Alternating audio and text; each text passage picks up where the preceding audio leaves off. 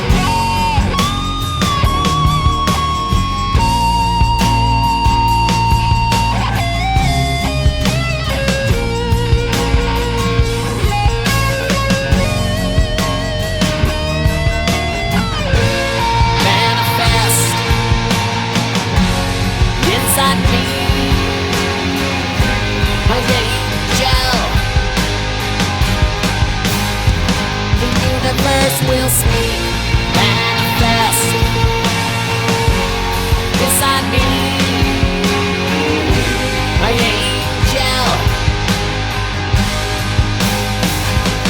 for all to see manifest inside of me.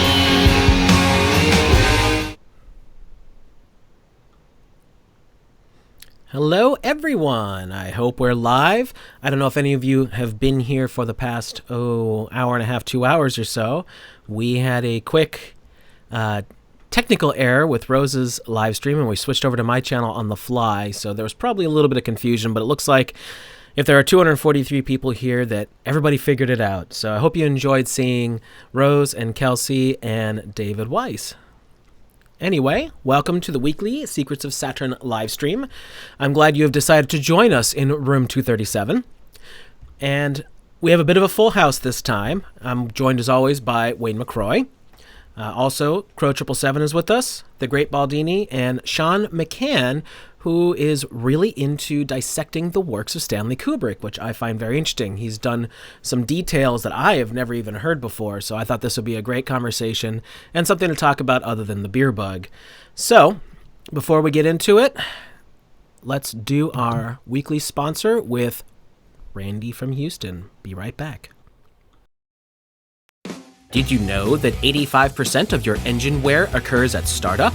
Yes, that is correct. And this is where Lower the Friction comes in by putting a protective, lubricating barrier on all moving parts. This now gives you full-time protection to make your engine last longer, run smoother, give you better performance, and improved fuel economy. People across the country are reporting some very exciting results. Go to lowerthefriction.com, place your order, and enter in promo code SOS to get 5% off of your order. That's lowerthefriction.com. All right. And if you do use the product, we would like to hear from you. I have been using it for several months now, and I'm getting on average 3 to 5 miles per gallon extra per fill up in my gas tank. So I think it's working. And you only need to do it once a year, by the way. Do it with an oil change, and then you're good for about a year. Anyway, let's get this really interesting party started. If anybody in the chat room wants to let me know how the sound is once we all get going, we've got 5 people here, so this is the most we've ever had at one time. We'll make sure everybody's got a good balance, and I'll alter as necessary. But anyway, Sean, let's bring you in, and where would we like to start with Mr. Stanley Kubrick? Hi there. Greetings.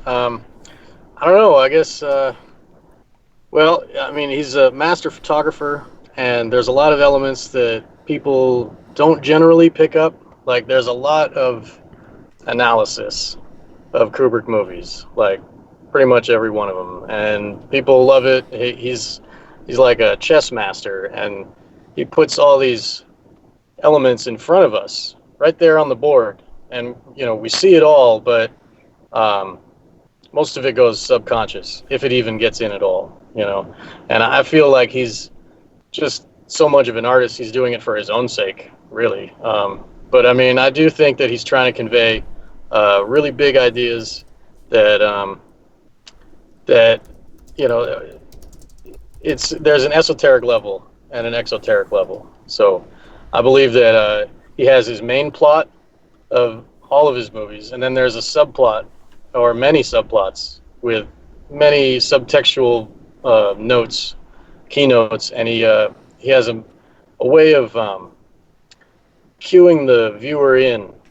He stresses certain words, or he puts the composition of the frame will be set up in such a way that it draws your eye, and the way he uses color and tonality, and basically, I guess all through learning photography, the most important part of it I found was critique, and that's where you could lay out your work in front of all these other artists, and they find things that you don't even know you put in, but your subconscious mind is working overtime, and if you can find those elements, and if you can accentuate them and bring them fully to the front, that's a way of making art that is it brings in synchronicity, and it brings in an element of magic, I guess. Let's start with this, though. Is it true that Stanley Kubrick had a very high IQ, and whatever he did, he really was able to master. Yeah, yeah. He was master chess. He was master of photography when he was a teenager. He worked for Look magazine, I think, when he was still a teenager. Some of his still pictures from his childhood are immaculate. I mean, he was already a master at that point. And then basically filmmaking is just one picture after another. There's many pictures all in a row. And yet he got a really, really poor grades at Howard Taft High School, where he attended school during World War II. He barely got a D+ average. Well, you know what they say, school's not for smart people. Exactly. Yeah, he was spending most of his time watching double features in the afternoon. That's great. That's great. Learning his trade already, I guess. Every smart person that I've ever met never did any good in school. Well, no, it's because usually they're bored and they cannot stand the structure. I know a lot of people have fallen into that category. So, all right, let's get into it. Now, obviously, the big one that most folks know about is 2001: A Space Odyssey, and, well, two of them really, and his final film, which was Eyes Wide Shut, which is the very telling one. But where do you think would be the most interesting place to start with it? Do you want to walk through all the films? I know you've had a lot of work done on the portrait scene in different films and all that. There's the pedophilia link in Lolita. So whatever you want, man. I'm good. I know a little bit about all of this stuff. So, well, that's good. I guess like all the films have all kinds of stuff in them. There are some themes that they're in many films. Mind control, the loss of the will is one of the big themes, and that's found in you've got Full Metal Jacket. Clockwork Orange for sure. Clockwork Orange. Oh, it's even in 2001 when Hal loses his mind. Well, yeah, I never even thought of that. Well, also the monkeys, right? The monkeys are cool with everybody till they get taught to beat things to death with a bone and eat them. So there's that kind of mind control. Actually, evolutionary mind control. Yeah, and it's like it was like a mind virus that they were given, dominance and violence. That was like a lot of people see that movie 2001 as being like a triumph of humanity, but if you look at it from a different perspective, like really what brought them to that point is violence and domination, and in a sense the Star Child is locked out of the Garden of Eden. He's off in space just staring at the world, like what happens, you know what I mean? Like he's like a prisoner away from the planet, drawn out, like cast out of the garden. But anyway, that's all an allegory for transhumanism as well. Just putting that out there.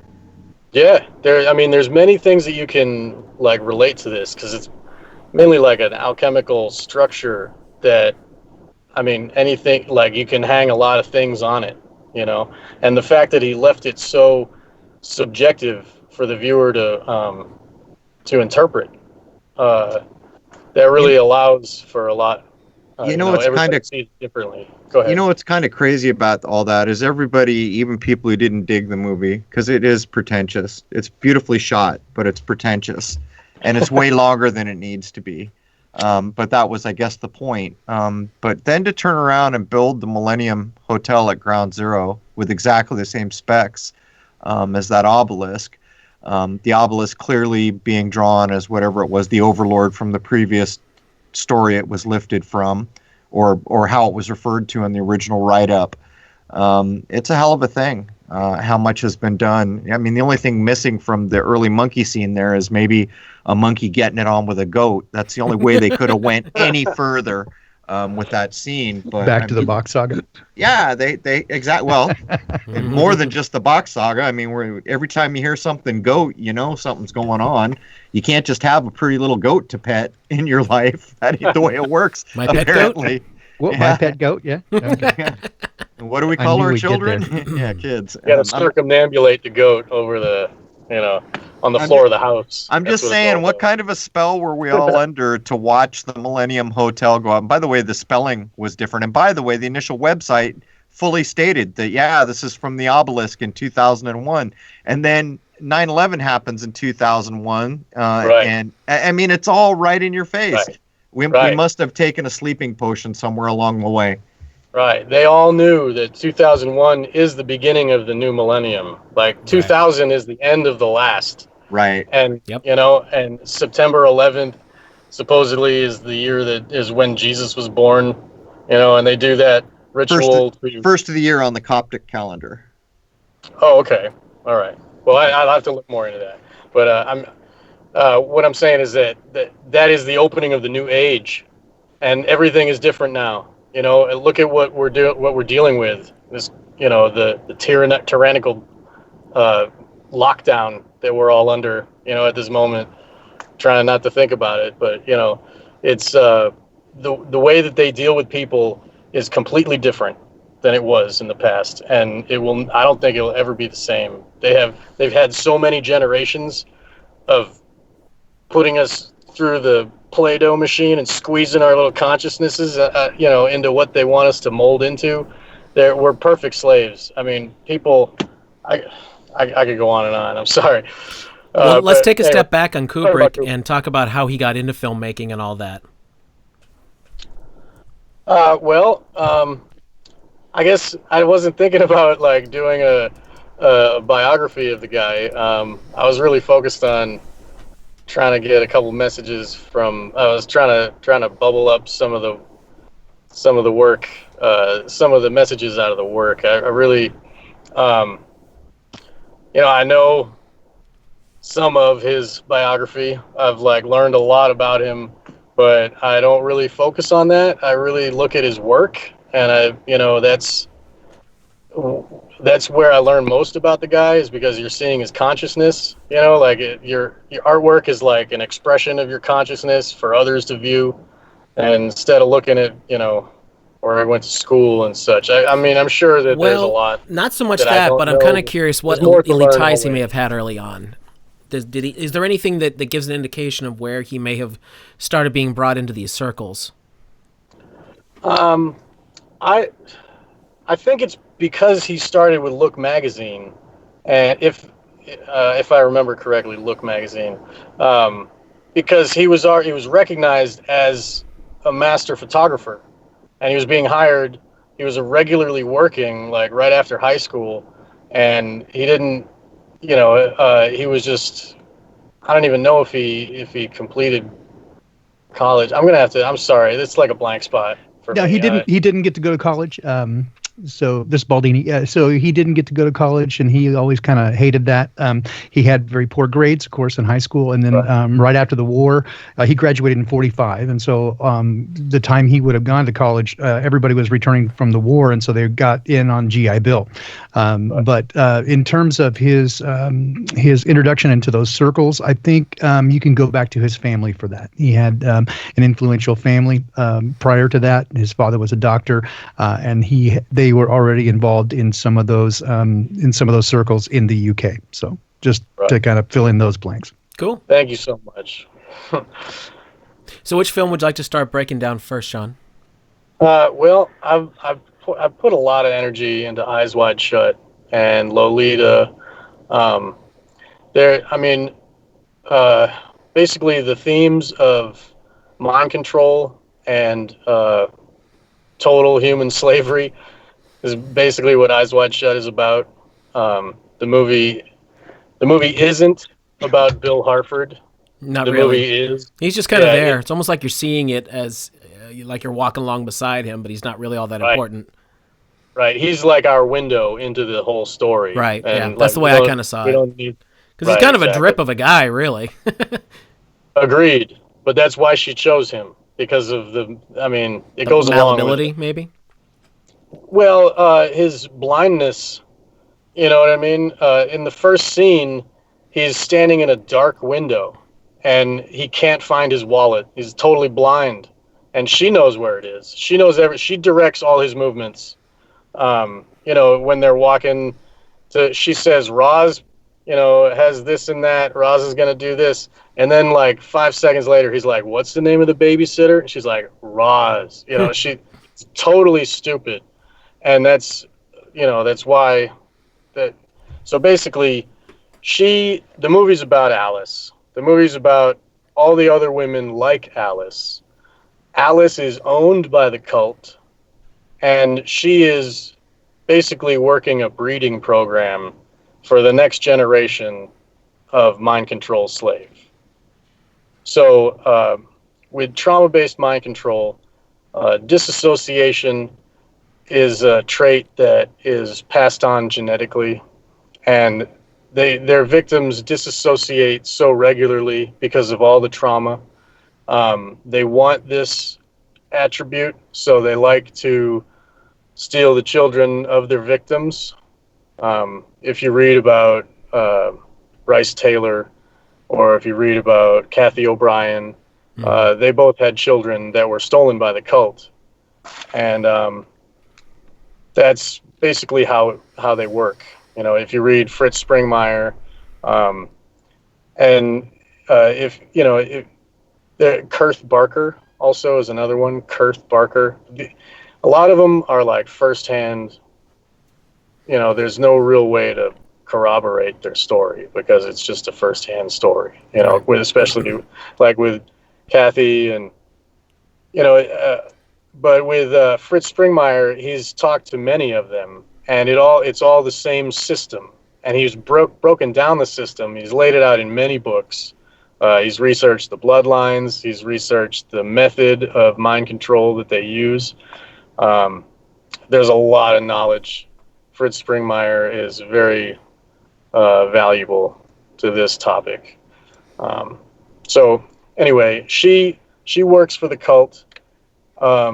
She was one of the women at the ritual, and you can see that in the first scene where right after the words "Eyes Wide Shut," there's a Nicole Kidman between two pillars, and she drops her black dress just like the women do at the ritual. It's programmed into her. That's how she does it. Ah, and good catch. Yeah, good catch. yes. So like you see that, and then later you see it again, and then you relate subconsciously. And then if you look in just that one shot, she's got the door to her closet is a mirror, and the door is open. And mirrors are used in programming of altars. With the trauma-based mind control, fractures the psyche of the victim, and it creates many altars that can each be programmed through different hypnosis techniques. So when you see her looking into the mirror, or the mirror being open, she's Alice, and that's the looking glass. So there's a significance there. So that's where she switches. And Fritz will tell us, and also Bryce Taylor writes in her book about spinning, and then like the victim will be spun and then shown a mirror, and then the kid has to look at themselves, and then they say, this is some other name, and then they try to bring out this other alter personality. And they have a set of, like, Bryce Taylor's father used dolls to program her, and I'll talk about that later in the discussion. But there's like a case on the wall, and they're all like on display, and each one has a name, and all of those are programmed alters. And like when he comes into the room and he's gonna do some torture, he'll say a little limerick, this one's coming, this one's no longer on display, she's coming out to play, and that those elements are sewn into Eyes Wide Shut. And I guess I could say it now. I mean, we're going to jump around, I guess. At the end of the movie, Helena, the daughter, is showing her parents, they're walking around the toy store, and she shows her parents, a doll that she wants. And if you look behind her, full frame, right there is Barbie doll, but Barbie is dressed as Marilyn Monroe from the movie gentlemen prefer blondes. And if you know about that, the diamonds are a girl's best friend is like the mantra they do in that movie. And like when she's singing that song, she's like on a red carpet and she's dancing around with diamonds and all these gentlemen trying to like, woo her and shit. And if you look at the others, there are other women everywhere, but they're part of the furniture. They're like in the lights and they're like part of the pillars and they're just like, they're bound to it. Like in the movie Aliens, when the people are like cocooned in the wall, like that's how it is.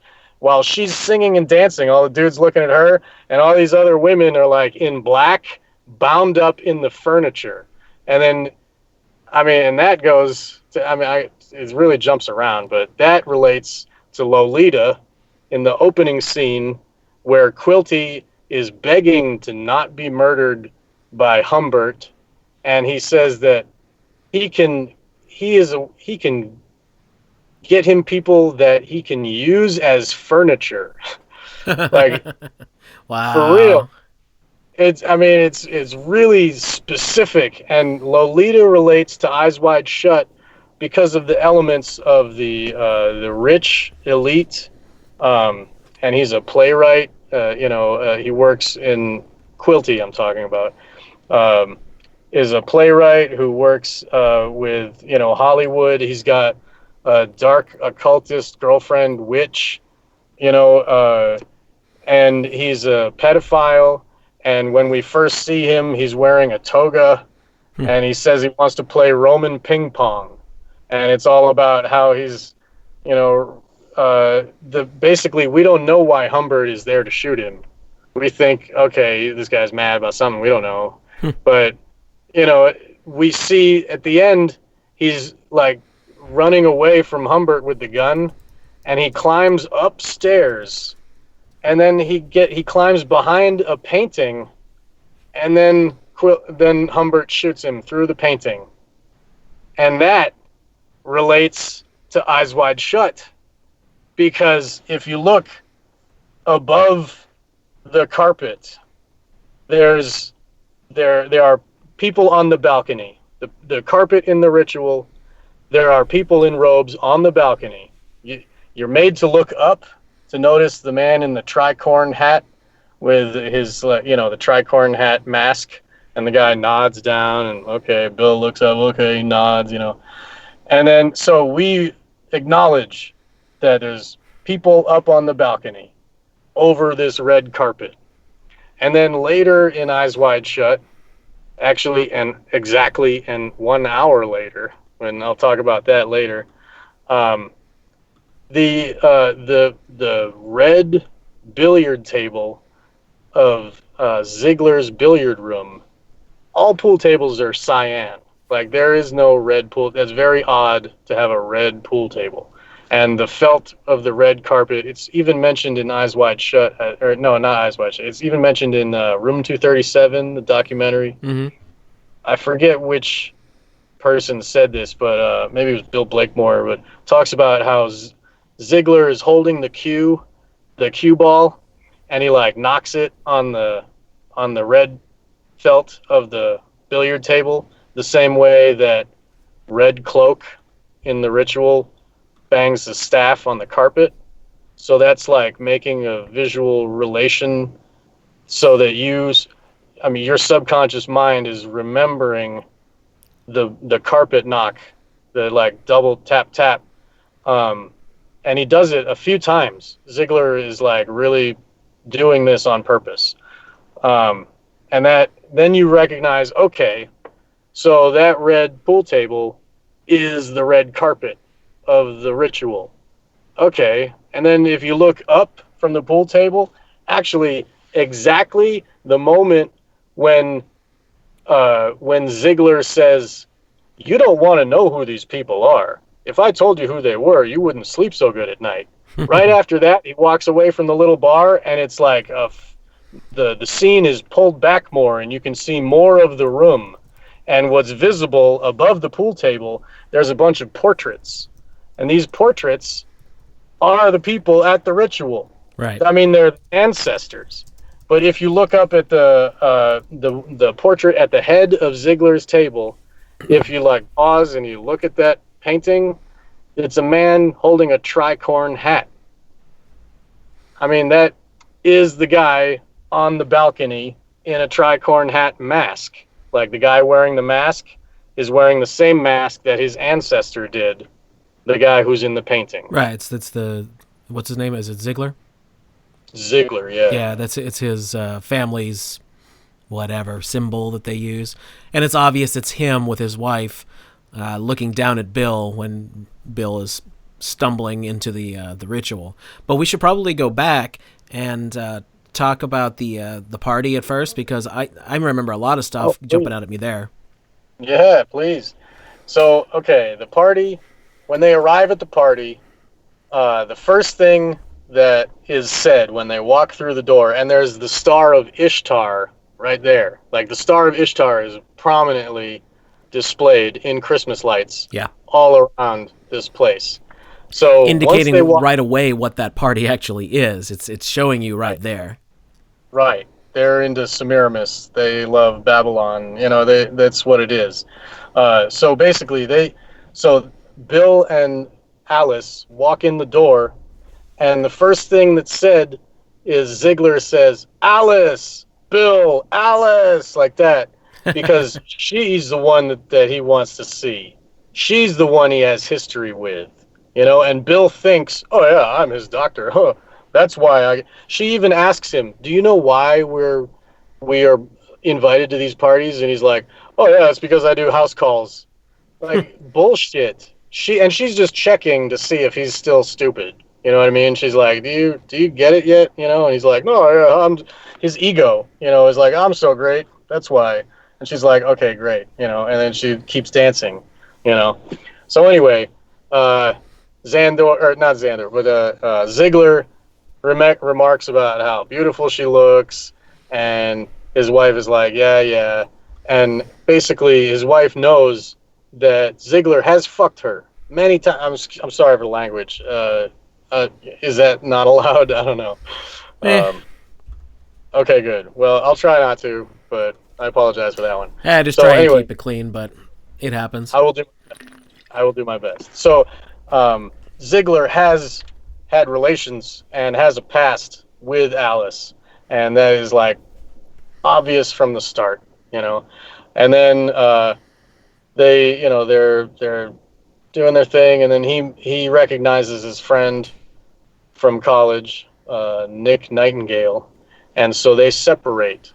And the moment that they separate, she switches to another personality. You can tell immediately. She like walks into the room, she grabs a drink and downs it, like guzzles it. And then she gets another drink, and then she's sitting at the bar with her face right above the glass, like she's on display. And so basically she's got her face there, and she's there waiting supposedly for him, for Bill to get back to her at the bar.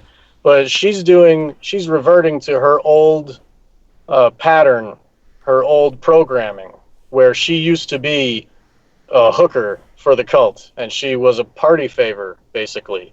And if you see the two models that Bill is talking to, they are current party favors for the people at the party. Right. It's obvious that they're directing him. They go up to him, each one takes an arm, and they start guiding him away while she gets right into the arms of the older European gentleman. Right, because they want to play with Alice. Yep. They want to bring him away so they can have Alice. And so this is why they're invited, you know. So anyway, she's there at the bar doing her normal thing, or that she used to do when she was a young woman. She's still young looking, whatever, but I'm just saying, like, when her older programming, and Endor Zavas, the Hungarian man, discovers her at the bar. And then she, through her peripheral vision, sees that he's looking at her. And she puts her glass down. She takes it out from under her face, and she puts her glass down directly in front of him. And then she waits. and then he picks up the glass and drinks it completely. And that is triggering her personality to be stuck to him now. This is how to engage the party favor. This is like, that's her on switch. And then he starts talking to her. And if you see, Kubrick does a really beautiful thing with the light. He's talking about Ovid and the art of love, and how, in like the third book of, there's many, the third book is like, directed towards women, for women to read, and it's like how to, experience, like all women should experience young and old lovers, and like, basically it's, I don't know. We don't need to go down there, but this is his route of flirting with her and engaging her her programming, and you can see the way that it's framed. Xandor is like on the left side of the screen. She's on the right, and when he's speaking to her, there's a light from the Christmas lights behind his head line up with his mouth, and it strings down to her ear, and it like opens up at her ear, and she's like holding her head kind of sideways, and it's like you can see the light is like a magic spell being like put right in her ear, and it's like visually portrayed that way. Kubrick is really amazing with his composition wise. Right. And the Xandor comes across as extremely confident that this is no big deal to him. He wants this guy's wife. He's going to have her. That's that. Right. Yeah, because that's all the other wives are, because that's how all those parties are. That party is like the prequel to the next party, which we see an hour later. The after party, as it were. That's the after party. And like, the same people are there. And the same women are there too. Like Mandy is at the ritual, right? And she's also upstairs in the bathroom servicing Ziegler, and he's like putting his pants on as Bill goes in to help while she's on it having an overdose, and she's like sprawled out naked on a red chair, and if you look up, right next to her on the wall is a painting by Christiane Kubrick, Stanley's wife, called Paula 6 Months on Red. And it's like a pregnant woman laid out, it's huge painting, laid out naked on red. So it's like, the woman, and the rest of the bathroom has like blue tones. So it's really, it accentuates the red of the painting with the naked woman. It's like it's related anyway. So let's talk about how they divided the couple too. The fact that Bill and Alice come in, the two, whatever you want to call them, the two women get Bill by the arms, lead him off before the incident upstairs happens, and of course Xandor goes after Alice. So, and if anybody's never seen this movie, it should probably just be a little bit clear.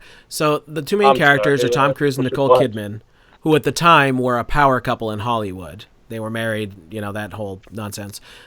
They did this movie together with Kubrick, which of course ended up being Kubrick's last film. So Nicole Kidman is playing Alice. Tom Cruise is playing Bill Hartford, I forget exactly his name. He's a doctor. And they don't know any... Well, Bill, anyway, doesn't have any idea about what he's walking into, and probably has walked in and out of his career, his whole career. And the storyline of the film is that he pokes his nose a little too far out of curiosity and sees things that, most people do not. Right. So yeah, they get divided. Recognize them either. Like he sees it, but he still doesn't recognize it. His eyes are wide shut.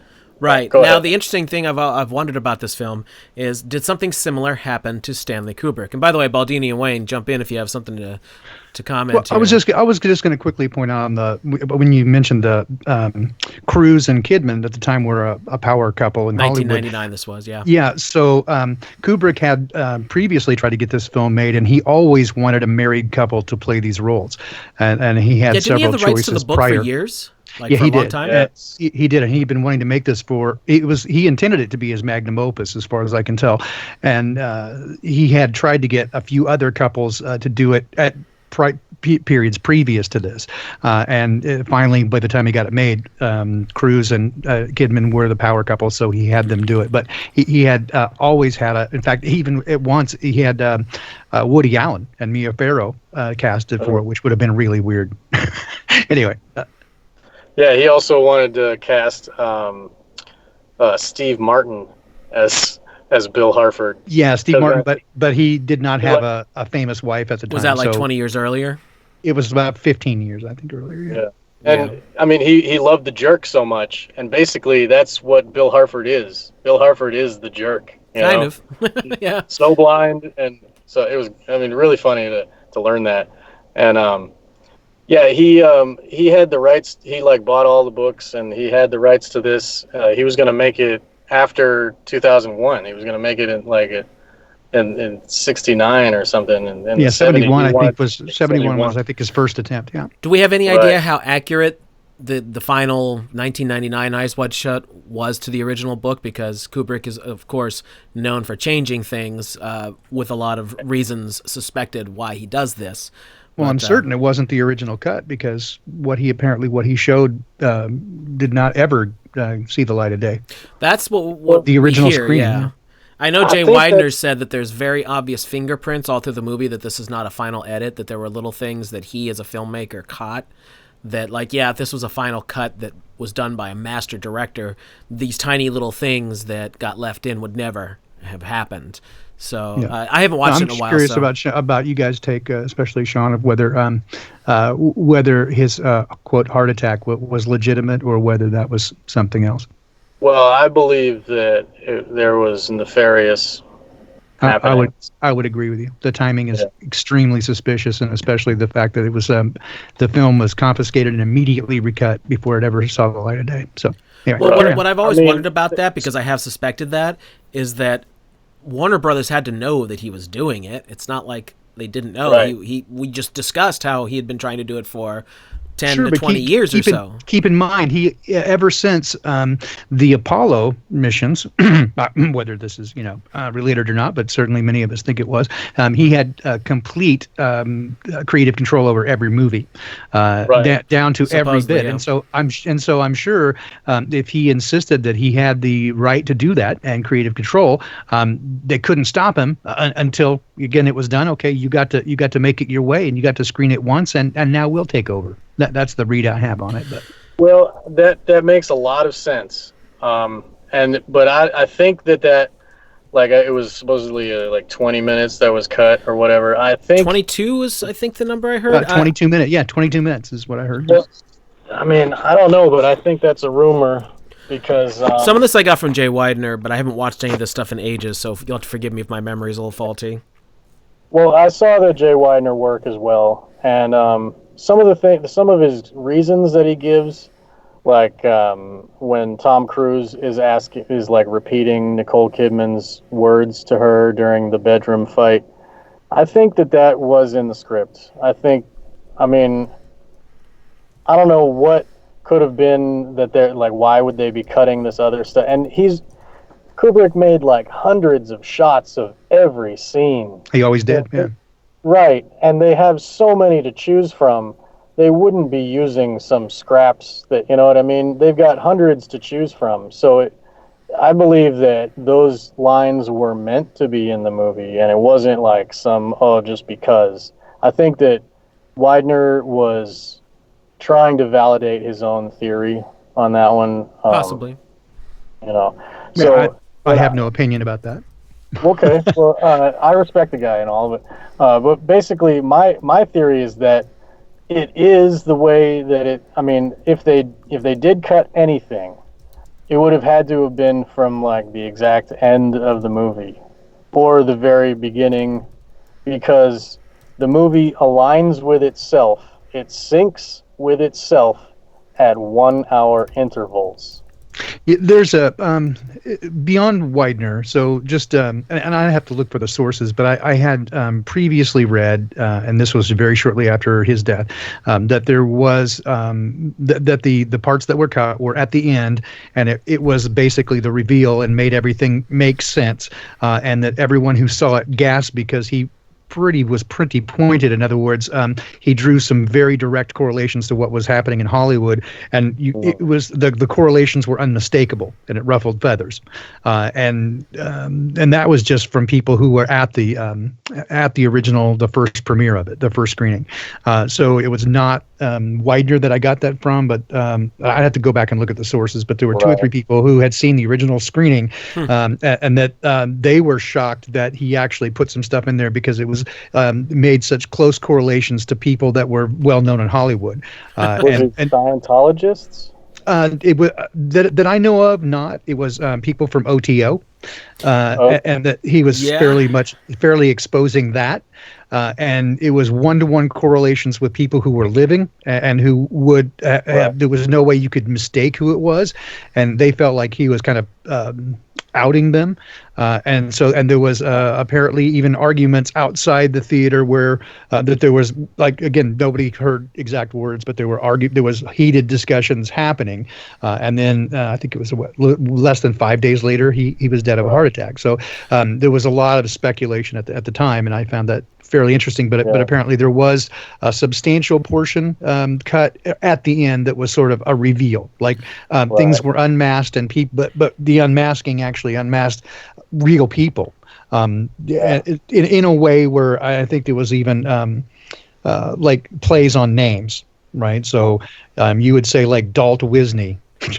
Or so, I mean, stuff like that, right? I mean, it was so direct that it was such a thin covering that people were shocked that he would do it, and apparently he had some axe to grind. So anyway, I'll back out and let you continue. But these are some aspects that I recall from when this happened, right? I was very intrigued at the time. So Wayne, why don't you take a minute and talk about who the OTO is, because you're not really saying too much on this one, and we want to give you a chance. Oh, I'm just kind of sitting back and taking in the information because I haven't really looked too deeply into Kubrick's works. Just, the connections with the Apollo moon landing and stuff like that. But a lot of interesting stuff. The OTO, this is the Order Templi Orientis, and this group it's a secret society that's commonly connected to this sex magic type of mentality Crowley stuff that goes on.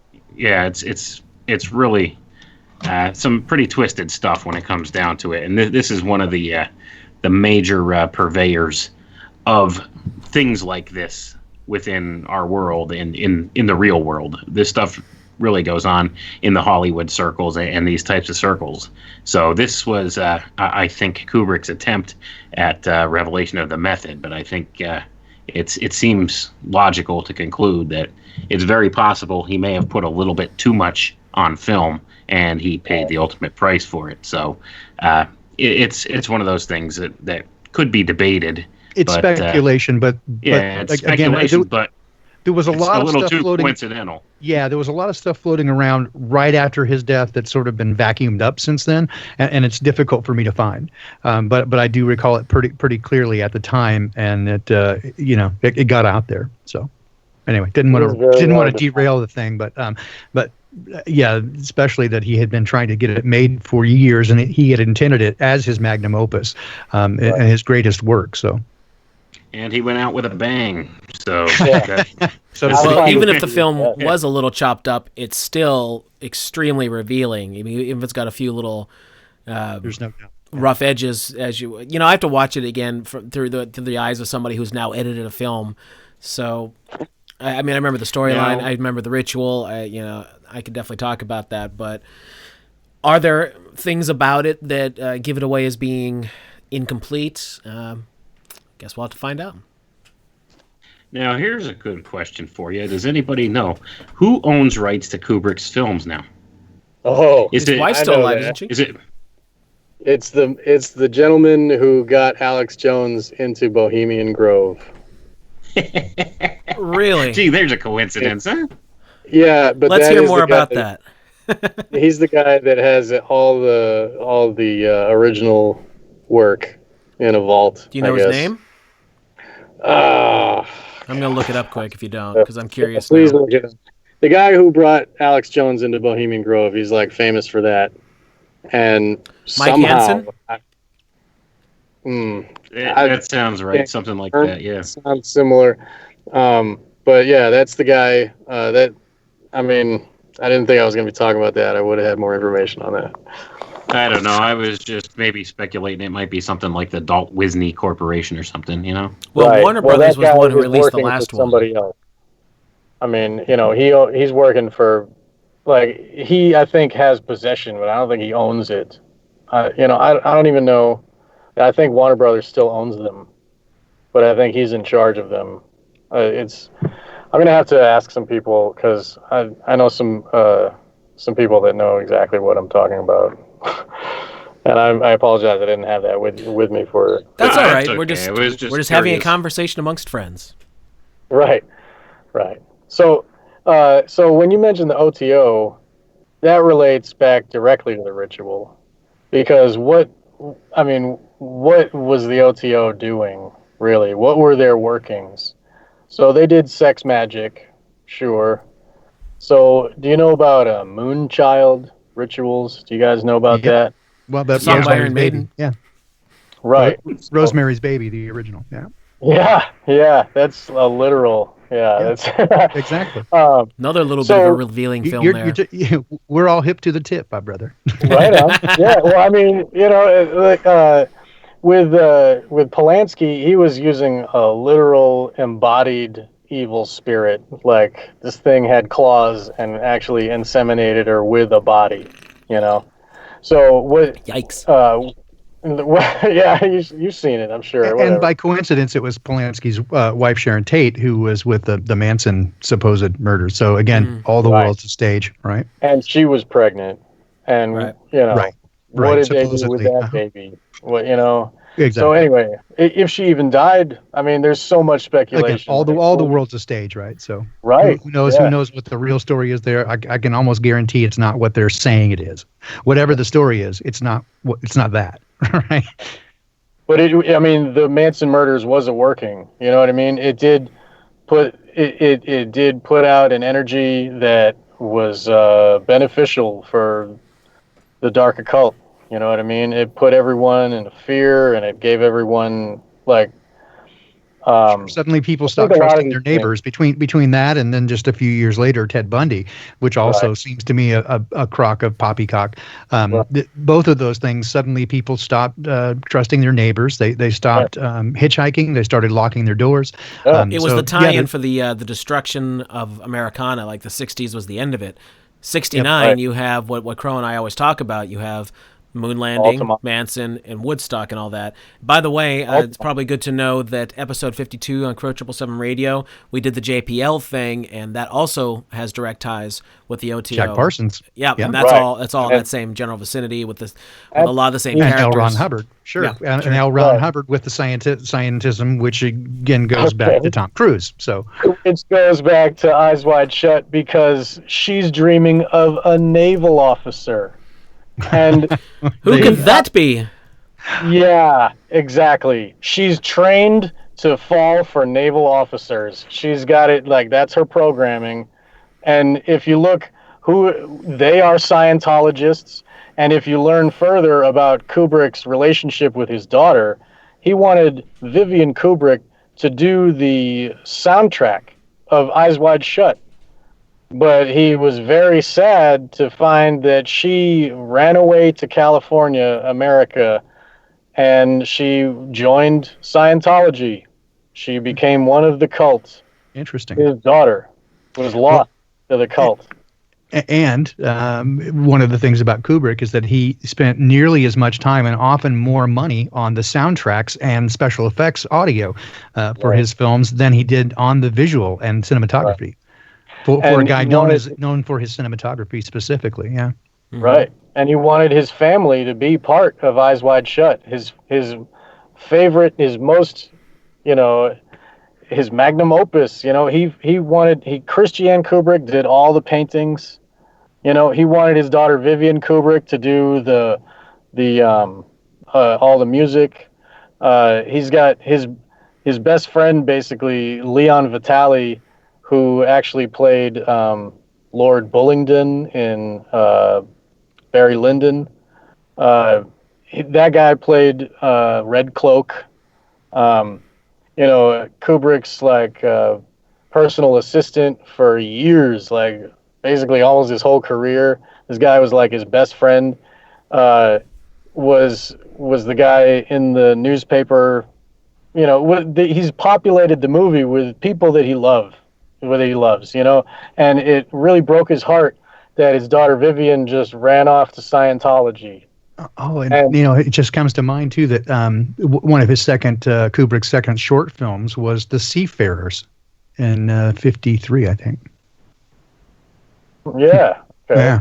And well, there's more to the naval officer, because you have a direct link to the, you know, the Hubbard stuff, but it's also a direct link to Where the Rainbow Ends.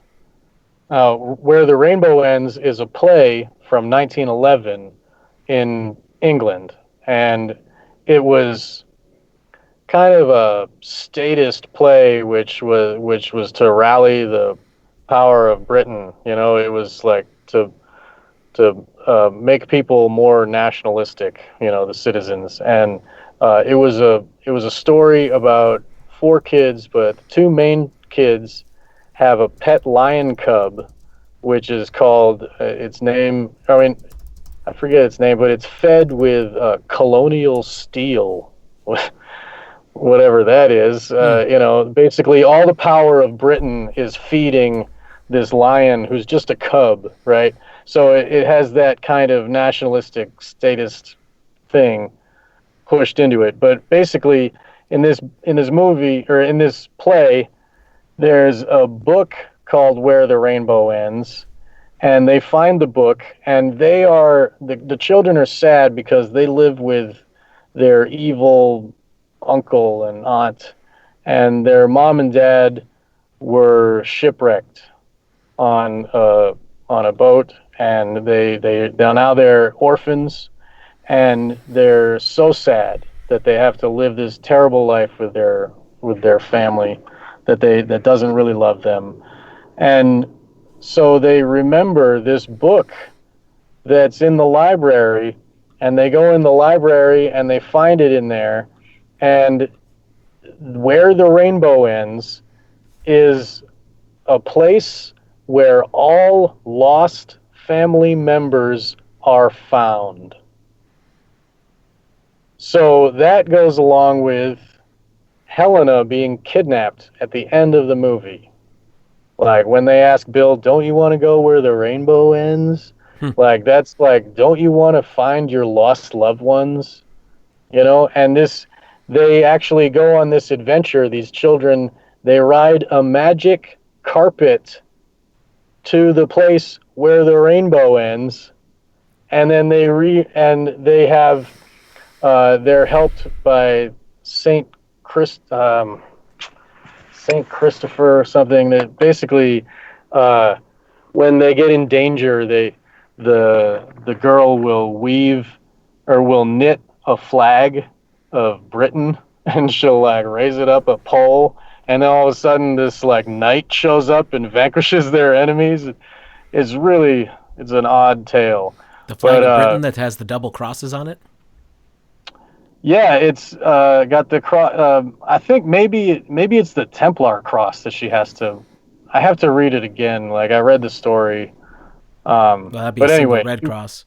By the way, at the end, when you're talking about the little girl getting kidnapped, she's surrounded by bears. Another MK Ultra symbol.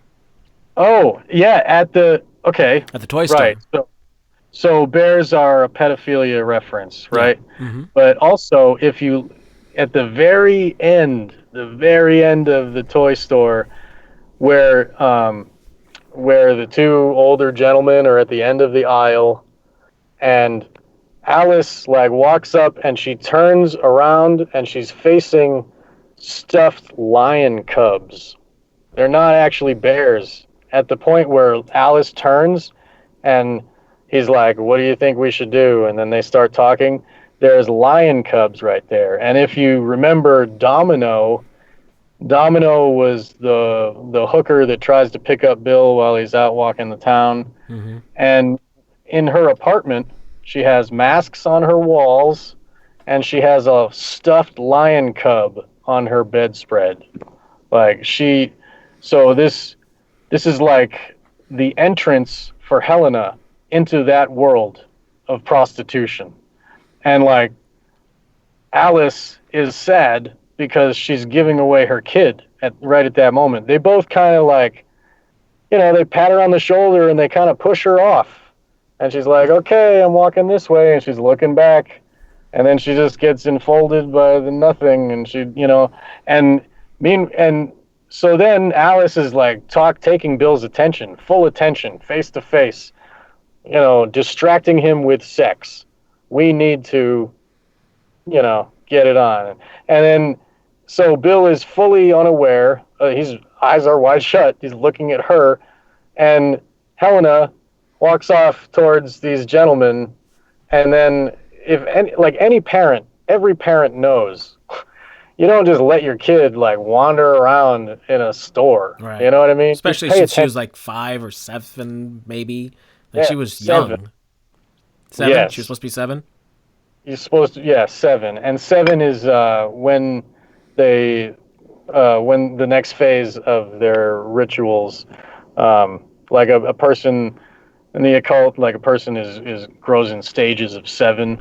Like at 7 years old, then they start to have an ego of their own, and then like at 14 they start with the puberty, and then at like 21 they're like full adult, and then 28. That's not just in occult symbology. That's also psychology. There's several theses on that there are 7-year progressions of cycles. Yeah. Yeah. By the way, if you want to hear another creepy 28 thing, is like the perfection of beauty in like art with portraiture or whatever, and that's why all the stars get killed at 27. So they're like right before 28. You know what I mean? So like they're at their peak, so they don't fall down, and like Jimi Hendrix and Janis Joplin and like all the ones that were murdered.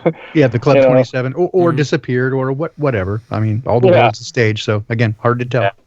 Yeah, right. I wanted to finish up on the pedo thing because it seems like some folks in the chat were more familiar with it.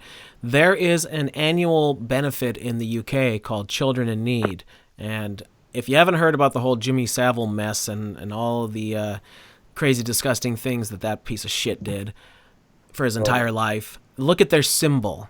It's a teddy bear with a patch over its eye. Right. It's an injured bear. An injured bear, right. Yes, it's been destroyed.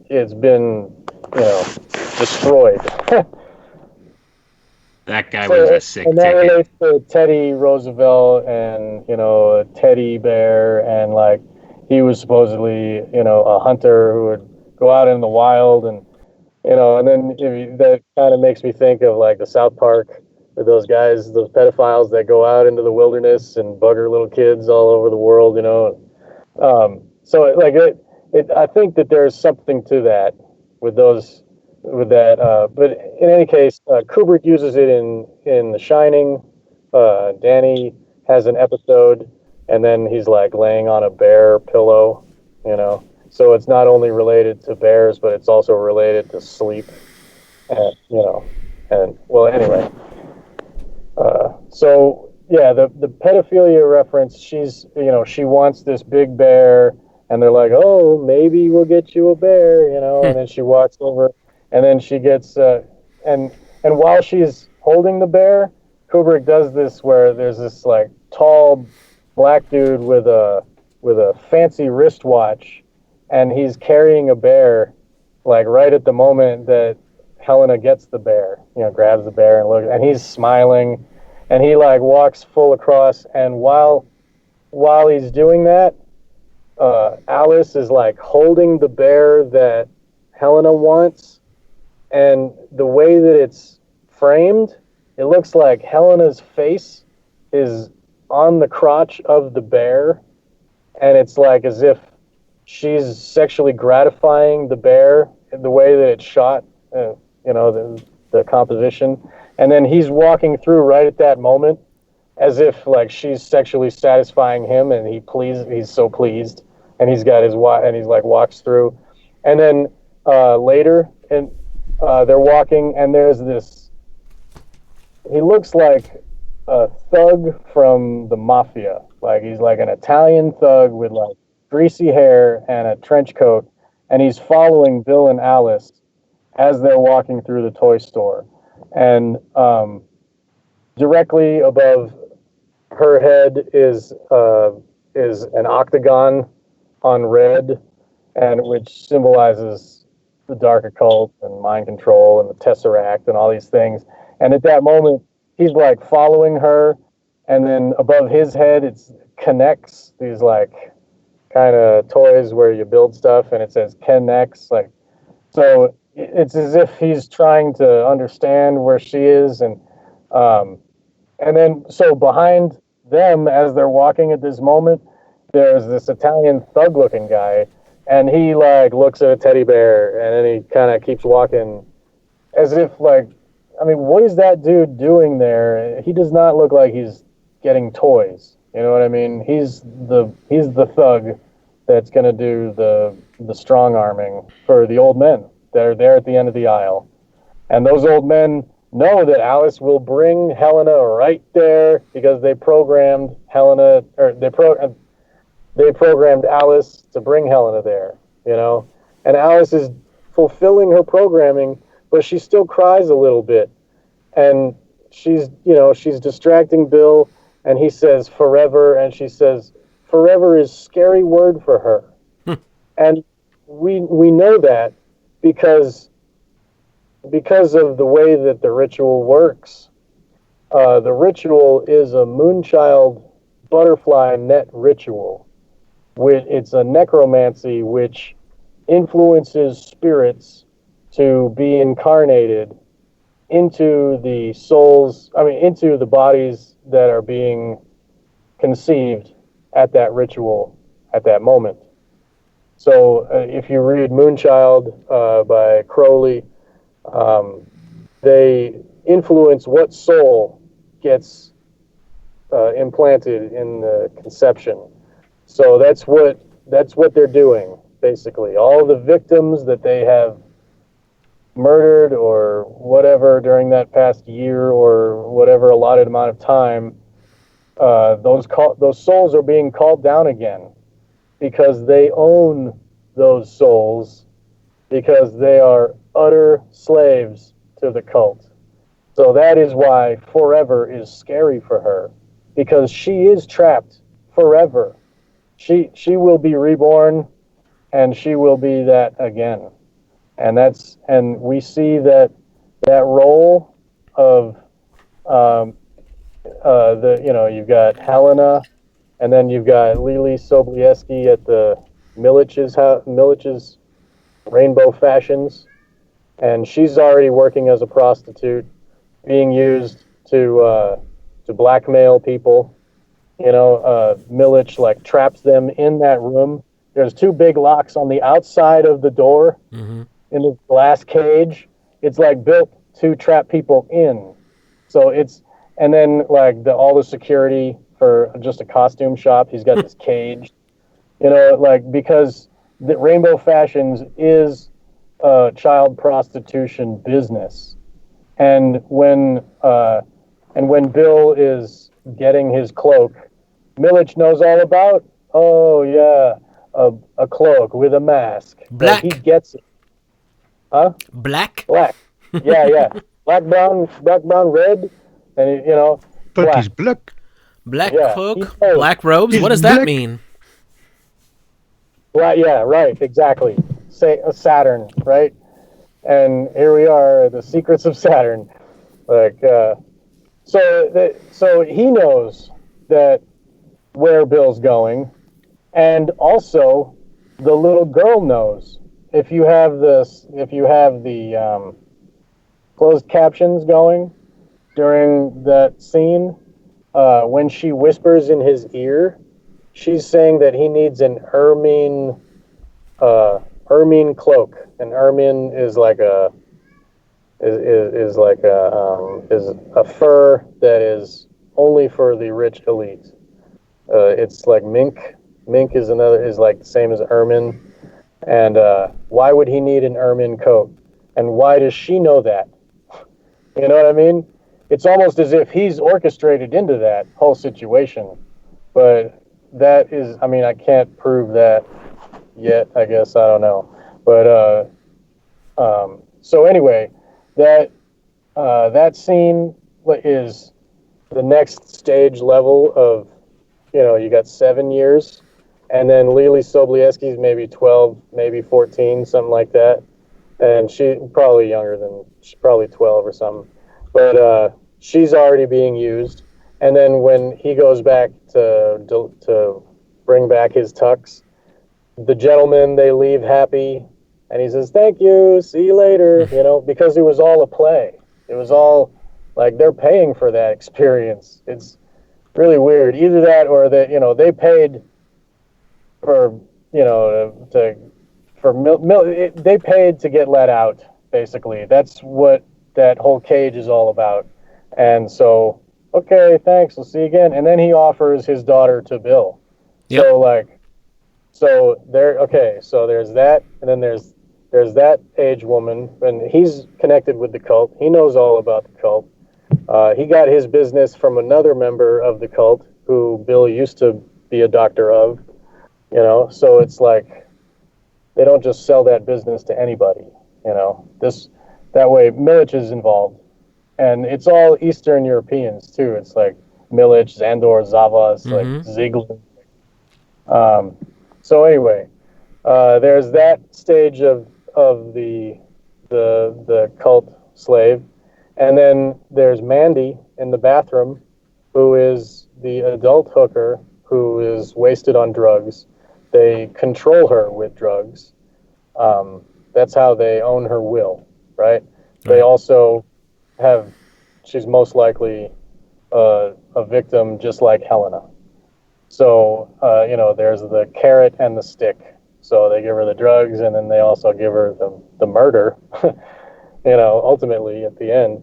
So then there's Mandy, and then there's the two, like basically all the women, except for Ziegler's wife, like all of them are beta sex kitten mind control slaves. You got the two women at the party, and they mention that, and we have to focus on her name. They make us focus, and she spells out her first name, Nuala, but her last name is Windsor. Right? Like the house of. Yeah, exactly. And then in that same conversation, the other one is a model or whatever, and she's like, "Yeah, and yes, I was at Rockefeller Plaza working." And you had something in your eye. Oh yeah, they recognize each other. So they mention the names Windsor and Rockefeller. Like that's who they work for. That's who they are. Like, I mean, it's just like it's like our subconscious picks that up. You know what I mean? And so like there's those women which are like the cream of the crop. Those are the ones that they have at the party. Those are the party favors. Those are also probably some women wearing masks at the ritual. That's that age level.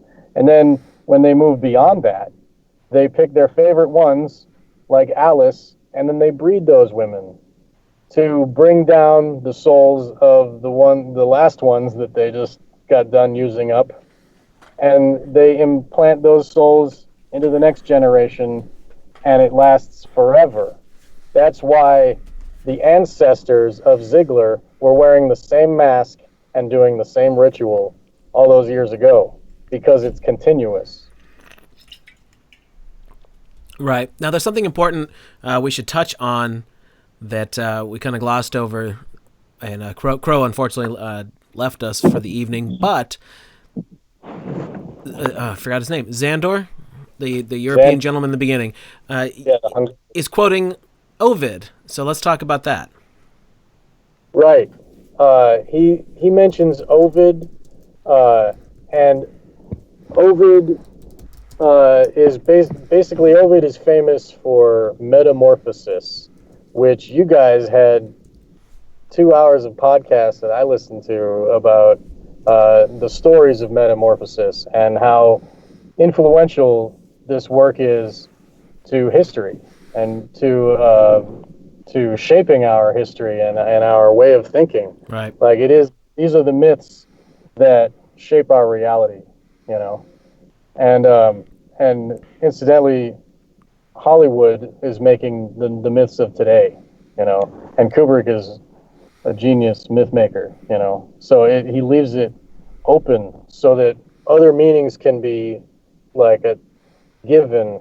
Not, I mean, the things that I'm talking about are direct references, but the way that I was saying in 2001, it's so subjective that your mind can put together many different things from your own experience, and then you get a different message out of it than someone else might because it's so subjective and open. Eyes Wide Shut is pretty literal, the way that they do things, even down to the way that the direction that Red Cloak is walking in the ritual is Widdershins, and it's grinding against the wheel of nature. Like there's a lot to it, and we should probably go through the ritual because we didn't even really touch on that much.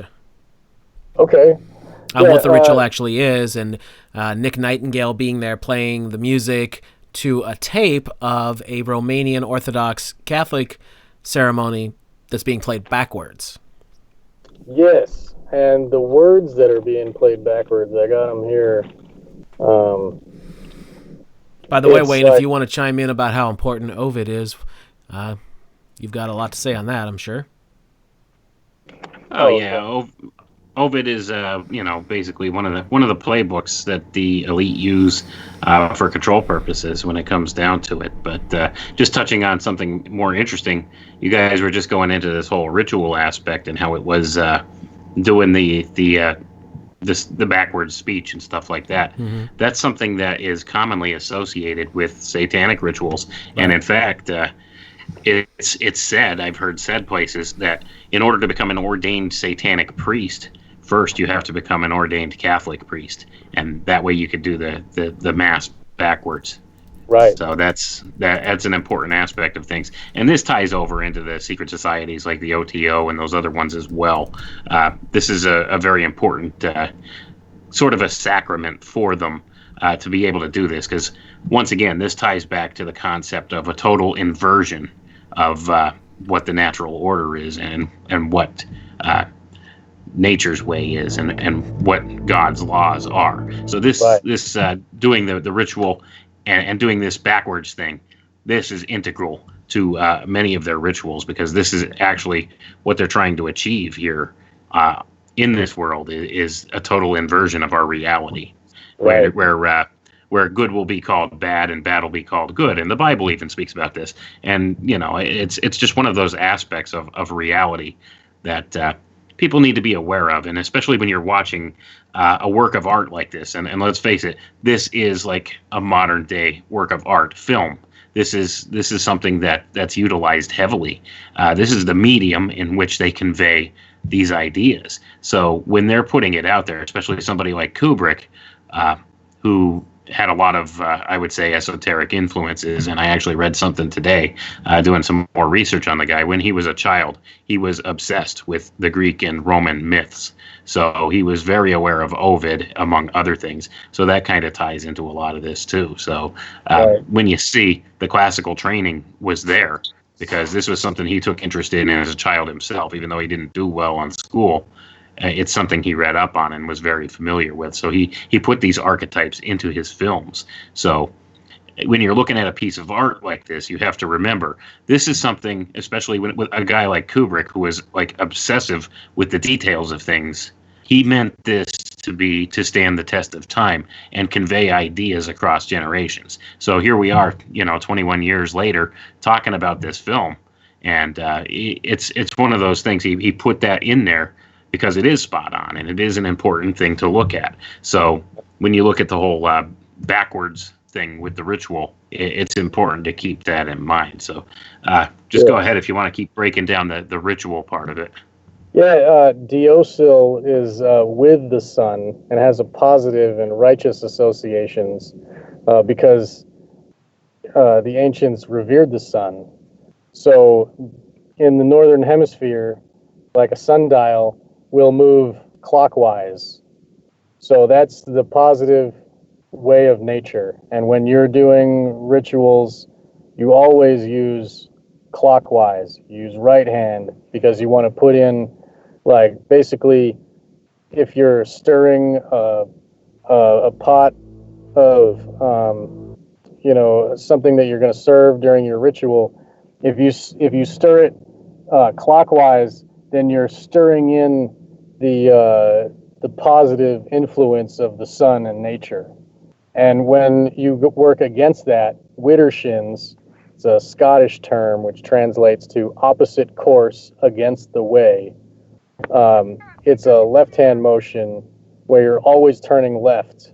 Like if you walk around your altar and you always keep the altar on the left side, then it'll bring you counterclockwise. And that's why it's called the left-hand path, because you're keeping your altar on the left hand. And that's why it's because it's moving counterclockwise. The left-hand path refers to Widdershins and working against nature, black magic. So basically, the ceremonial magician is circumambulating the magic circle in a counterclockwise fashion. And I'll just throw some down. Basically, the drawing a circle for ritual is always made in a clockwise motion, using incense to clear or cleanse an area and to consecrate it for use. And if stirring, by going negative, it brings chaos, turmoil, and it grinds against the wheel of creation, causes havoc and destruction, generally negative things to happen. But it also works against the flow of nature, so it's against time, and also the natural flow of a soul is to ascend up and away from this realm to start again, but they're bringing the soul down, and the specific soul. So also Widdershins is commonly used for necromancy. And necromancy is the conjuration of the spirits of the dead. And necromancy is directly related to Moonchild workings if because it's the influencing non-corporeal spirits. And reincarnation naturally weds these two traditions together. So basically, necromancy can bring someone back from the dead, use the dead as a weapon. It's referred to as death magic, skeomancy. It's the manipulation of the dead. And they say, I've read that necromancy evolved from shamanism, which calls upon the spirits of ancestors. So it's like family lines that they're actually calling. And classical necromancers address the dead with low drones, comparable to the trance state mutterings of shamans. And that's what that sound of the Romanian chant played backwards. It's a low drone, and got the words here. I just had it.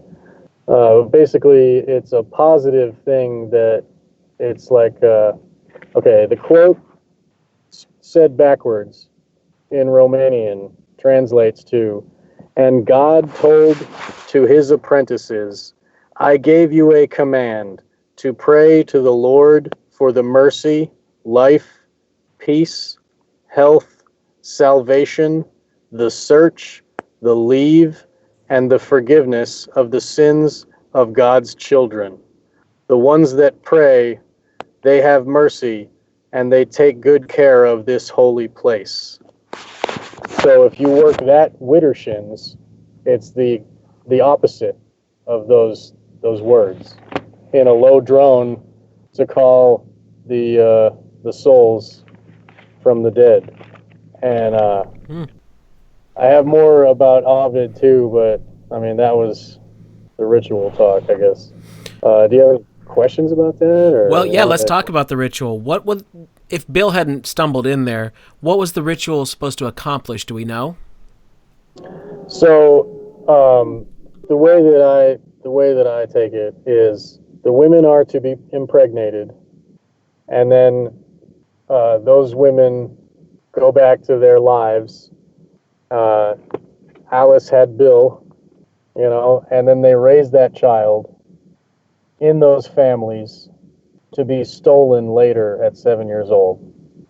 So basically, it's a breeding system.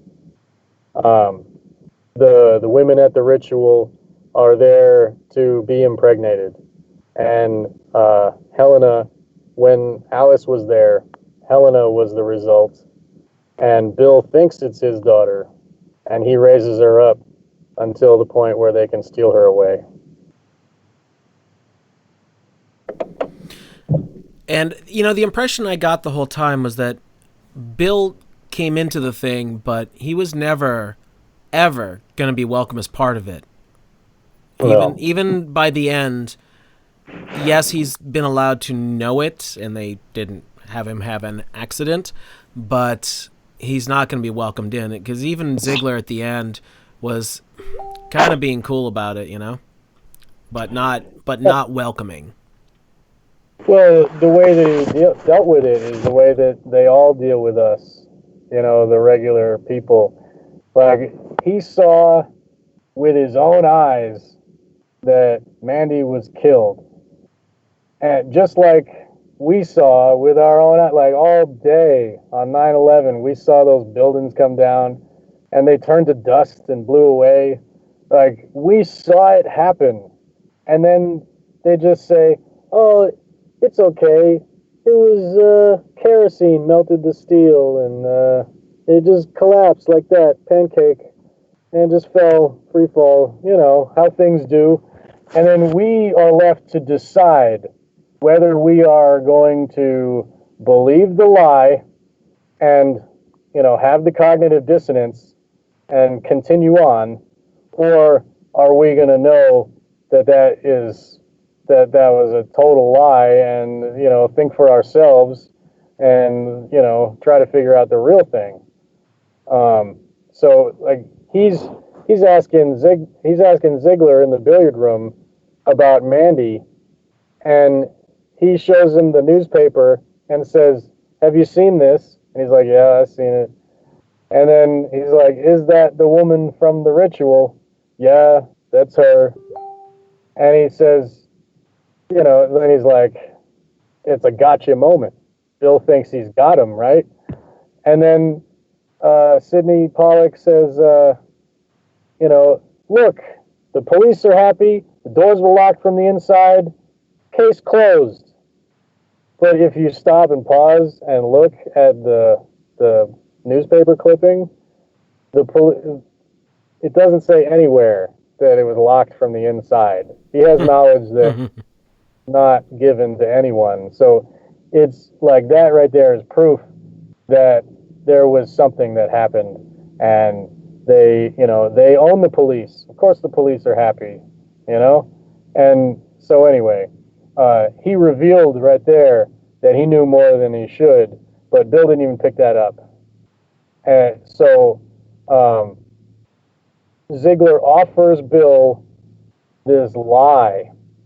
People die all the time, And then he grabs him by the shoulders, and he's like, life goes on until it doesn't. You know what I mean? Like, that's a veiled threat. He's like power grabbing his shoulders, and you know. So it's basically, believe this lie, or we're gonna get you.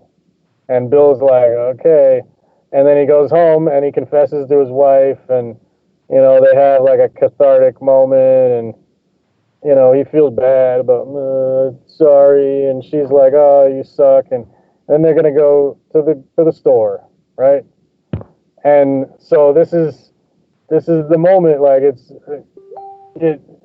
Bill had the chance to know the truth, but Bill chooses to accept this lie, and then he's gonna focus on sex instead of, like, you know, learning more, or like figuring out that he's a pawn in this game, that he just, you know, he's just a warm family for them to raise their butterfly eggs, you know.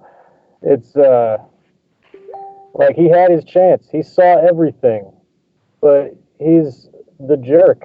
So I guess they can let him live because he's too dumb to figure it out, you know?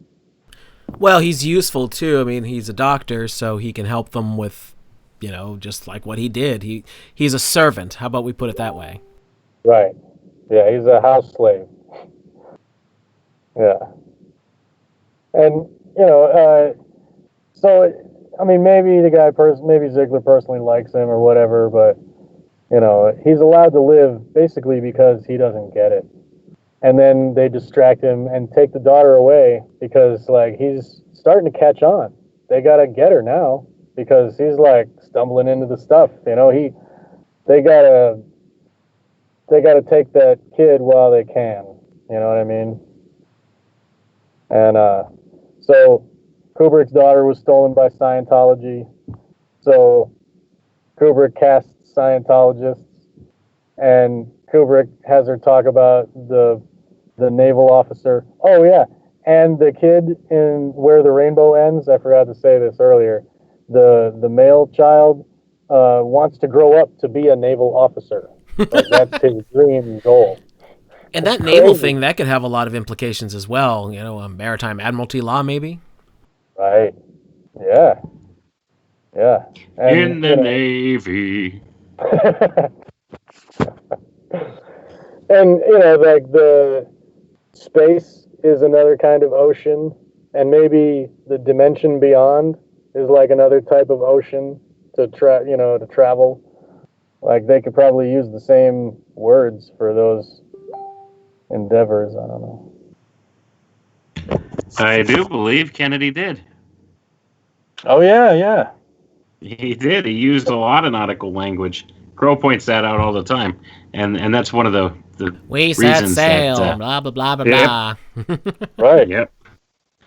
And that's just one reason to, you know, really not accept the narrative we're given, because obviously there's some people higher up in the power structure that know a couple more things about stuff than we're allowed to know.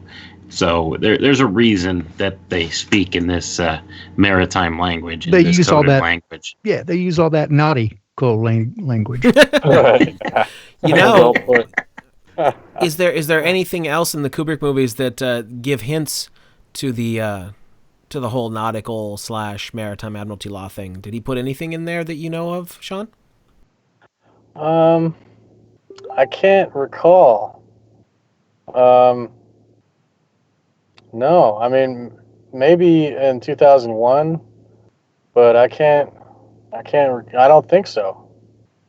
I think that was reserved maybe for this movie only, because it was directly relating to the loss of his daughter to Scientology. You know, it happened in '98 or whatever, and he didn't feel the need to put that in his movie before. You know, just curious, because obviously he had the bear thing. We didn't even mention it earlier. I saw a couple people saying in the chat room about someone in a bear costume, even in The Shining. So, oh, I think that was a boar.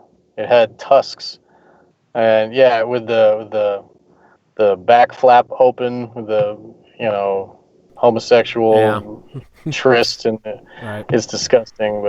But that relates to, you know, the the stuffed animal is another way of relating the idea of pedophilia, and having the person dressed as a furry or whatever is like a living doll. And basically that's kind of like what the people in masks are, living dolls. You know, they're in robe and mask, and they're made of clay or whatever, but they move around. You know, Right. and in the beginning, uh, Helena asks to stay up to watch the Nutcracker, and the Nutcracker is a story where the little girl is whisked away to a magical land where all the dolls are alive, and pedophilia is related to it. Some of the renditions of the story have the uncle giving the little girl the Nutcracker, and he's mad that she loves the Nutcracker more than him. It's like, because he's in love with her. He's, and she's wearing butterfly wings, white butterfly wings. Right in the very moment we first see her, she's wearing butterfly wings. So that relates to the butterfly net. The Monarch programming, yeah. How much do you know about that? Well, I know Wayne and Baldini both know a good bit about that. If you want to tie that in real quick. I know very much about that, and especially reading Fritz Springmeier, and understanding ancient Babylon, and the satanic ritual abuse, how it's come down through the ages, and how that's translated into MK Ultra, Monarch programming, and I've studied all of that. I know all about that. Also, the ancient Babylon is in Lolita, when in the children's play, Semiramis is removing the horn from a goat, and then they take him to the underworld, and that was the play written by Quilty, who is the guy that steals Lolita from Humbert. It's there's a lot, man. I'm jumping around a lot. I'm sorry, but there is a lot of information to talk about. Yeah. Well, that tells me that Kubrick knew a lot about this subject matter. So he must have probably been familiar with mind control programming at some level or another, especially if he was so upset about his daughter joining Scientology. Apparently, he knew what that was all about. Right. Yeah, well, I mean, he certainly, in Clockwork Orange, there's, that's a major portion of it. So he seems to be very familiar with the topic and leaking it in almost every film. Right. And also Full Metal Jacket, like the way that they mind control the people and the teenage boys and turn them into killers, that's a form of mind control programming that I'm sure MK Ultra had a lot to do with, how boot camp was created. I'm sure. Well, yeah, the modern military took direct. Yeah, they took direct instructions from the Jesuit order. Most modern militaries have. That's how they do it. Yeah. We got a question, by the way, that I'd like to get out here. I know we're getting low on time here. Guitar Guy Bear, thanks for the $5, and thank you for all of the super chats to everybody. I didn't want to interrupt since we had so many people in our chat tonight, but excuse me. His question is it discussed about the end of 2001 with the black monoliths are actually the black screens we are slaves today to predictive programming? In a way, yes. The dimensions of the monolith are like, I forget now. It's something to do with the roots. It's close. It's most screens are 16 by 9, like our standard ones are 16 by 9. Movie screens, like as far as what you're watching, is either 2.39 or 2.35. So it's really, really close. But I think the actual dimensions of the monolith are based out off of it's got to do with the even. Man, let me look it up real quick because I'm blanking on it. I haven't looked at that in ages. Well, it is a black cube. I mean, it's not like a cube, but it's a black 6-sided stone. Well, of Yeah, but course, yeah. the proportions were specific. Right, and that's what I'm going Right. to look up. Now, originally I had read, and I don't know if this is true or not, that Kubrick had thought about making it some sort of prism or something like that. Oh yeah, it was supposed to be crystal. I Like think that And it was got in the changed. book. Wasn't the book? yeah, it It was was that way in changed. the book. Yeah, he changed it. Right. And now it's black because it's the opposite of the sun. You know, it's not reflecting light, or working with light. It's absorbing light and reflecting none of it Yeah, because it is yeah. evil. It is violence, domination. 1 by It's 4 by 9. Saturnian That was energies. the dimensions. That was its aspect ratio, if you want to call it that. So 1 by Yeah, 4 by 9. 1 by 4 by 9. And again, it is really close to the 16 by 9 or the or even the movie screen. Right. It's in that ballpark, but is it exactly it? No. Yeah. So Well, being I mean, it's interesting. I think was it Widener who said that in Room 237. I think they I've talk heard it about said, yeah. I think it was the same aspect ratio as movie theater screens at the time that it was shown. right. That makes sense because the first 3 minutes of that movie, it's just black, and you hear the buzzing bees, and bees relates to like social cohesion, and violence. civilization. Right. Violence and domination is a way of social cohesion. I mean, it's a very negative one. But, Yeah, it comes from Masonic stuff, and also Mormonism refers to it in their Masonic-based stuff as well. So the bee and beehive symbolism is included there as well. I've heard that Right. pharaoh means beekeeper, and that in ancient Egypt, all the boats on the Nile had beehives on them, and they would bring the bees up and down the Nile so they get all the different flowers. Because that's like the only natural sweet that they industrialized beekeeping basically. Oh, And honey. and yeah, and like social cohesion, the way that bees are, pharaohs love that because the queen bee is the top of the hierarchy. All the other ones serve. It's the same way. I mean, the pharaoh builds his society the same way. So anyway, yeah. So the bees are humming, buzzing, and then we've got like 3 minutes of just black screen. But I mean, if you think about it, we're looking at the monolith. Like we're hearing that sound, the same sound that was happening when the monkeys were looking at it. We are monkeys, is what he was telling us. But yeah, like that. Basically, I did a breakdown of that movie where I related the carnism to the film. Like the beginning piece is pretty literal.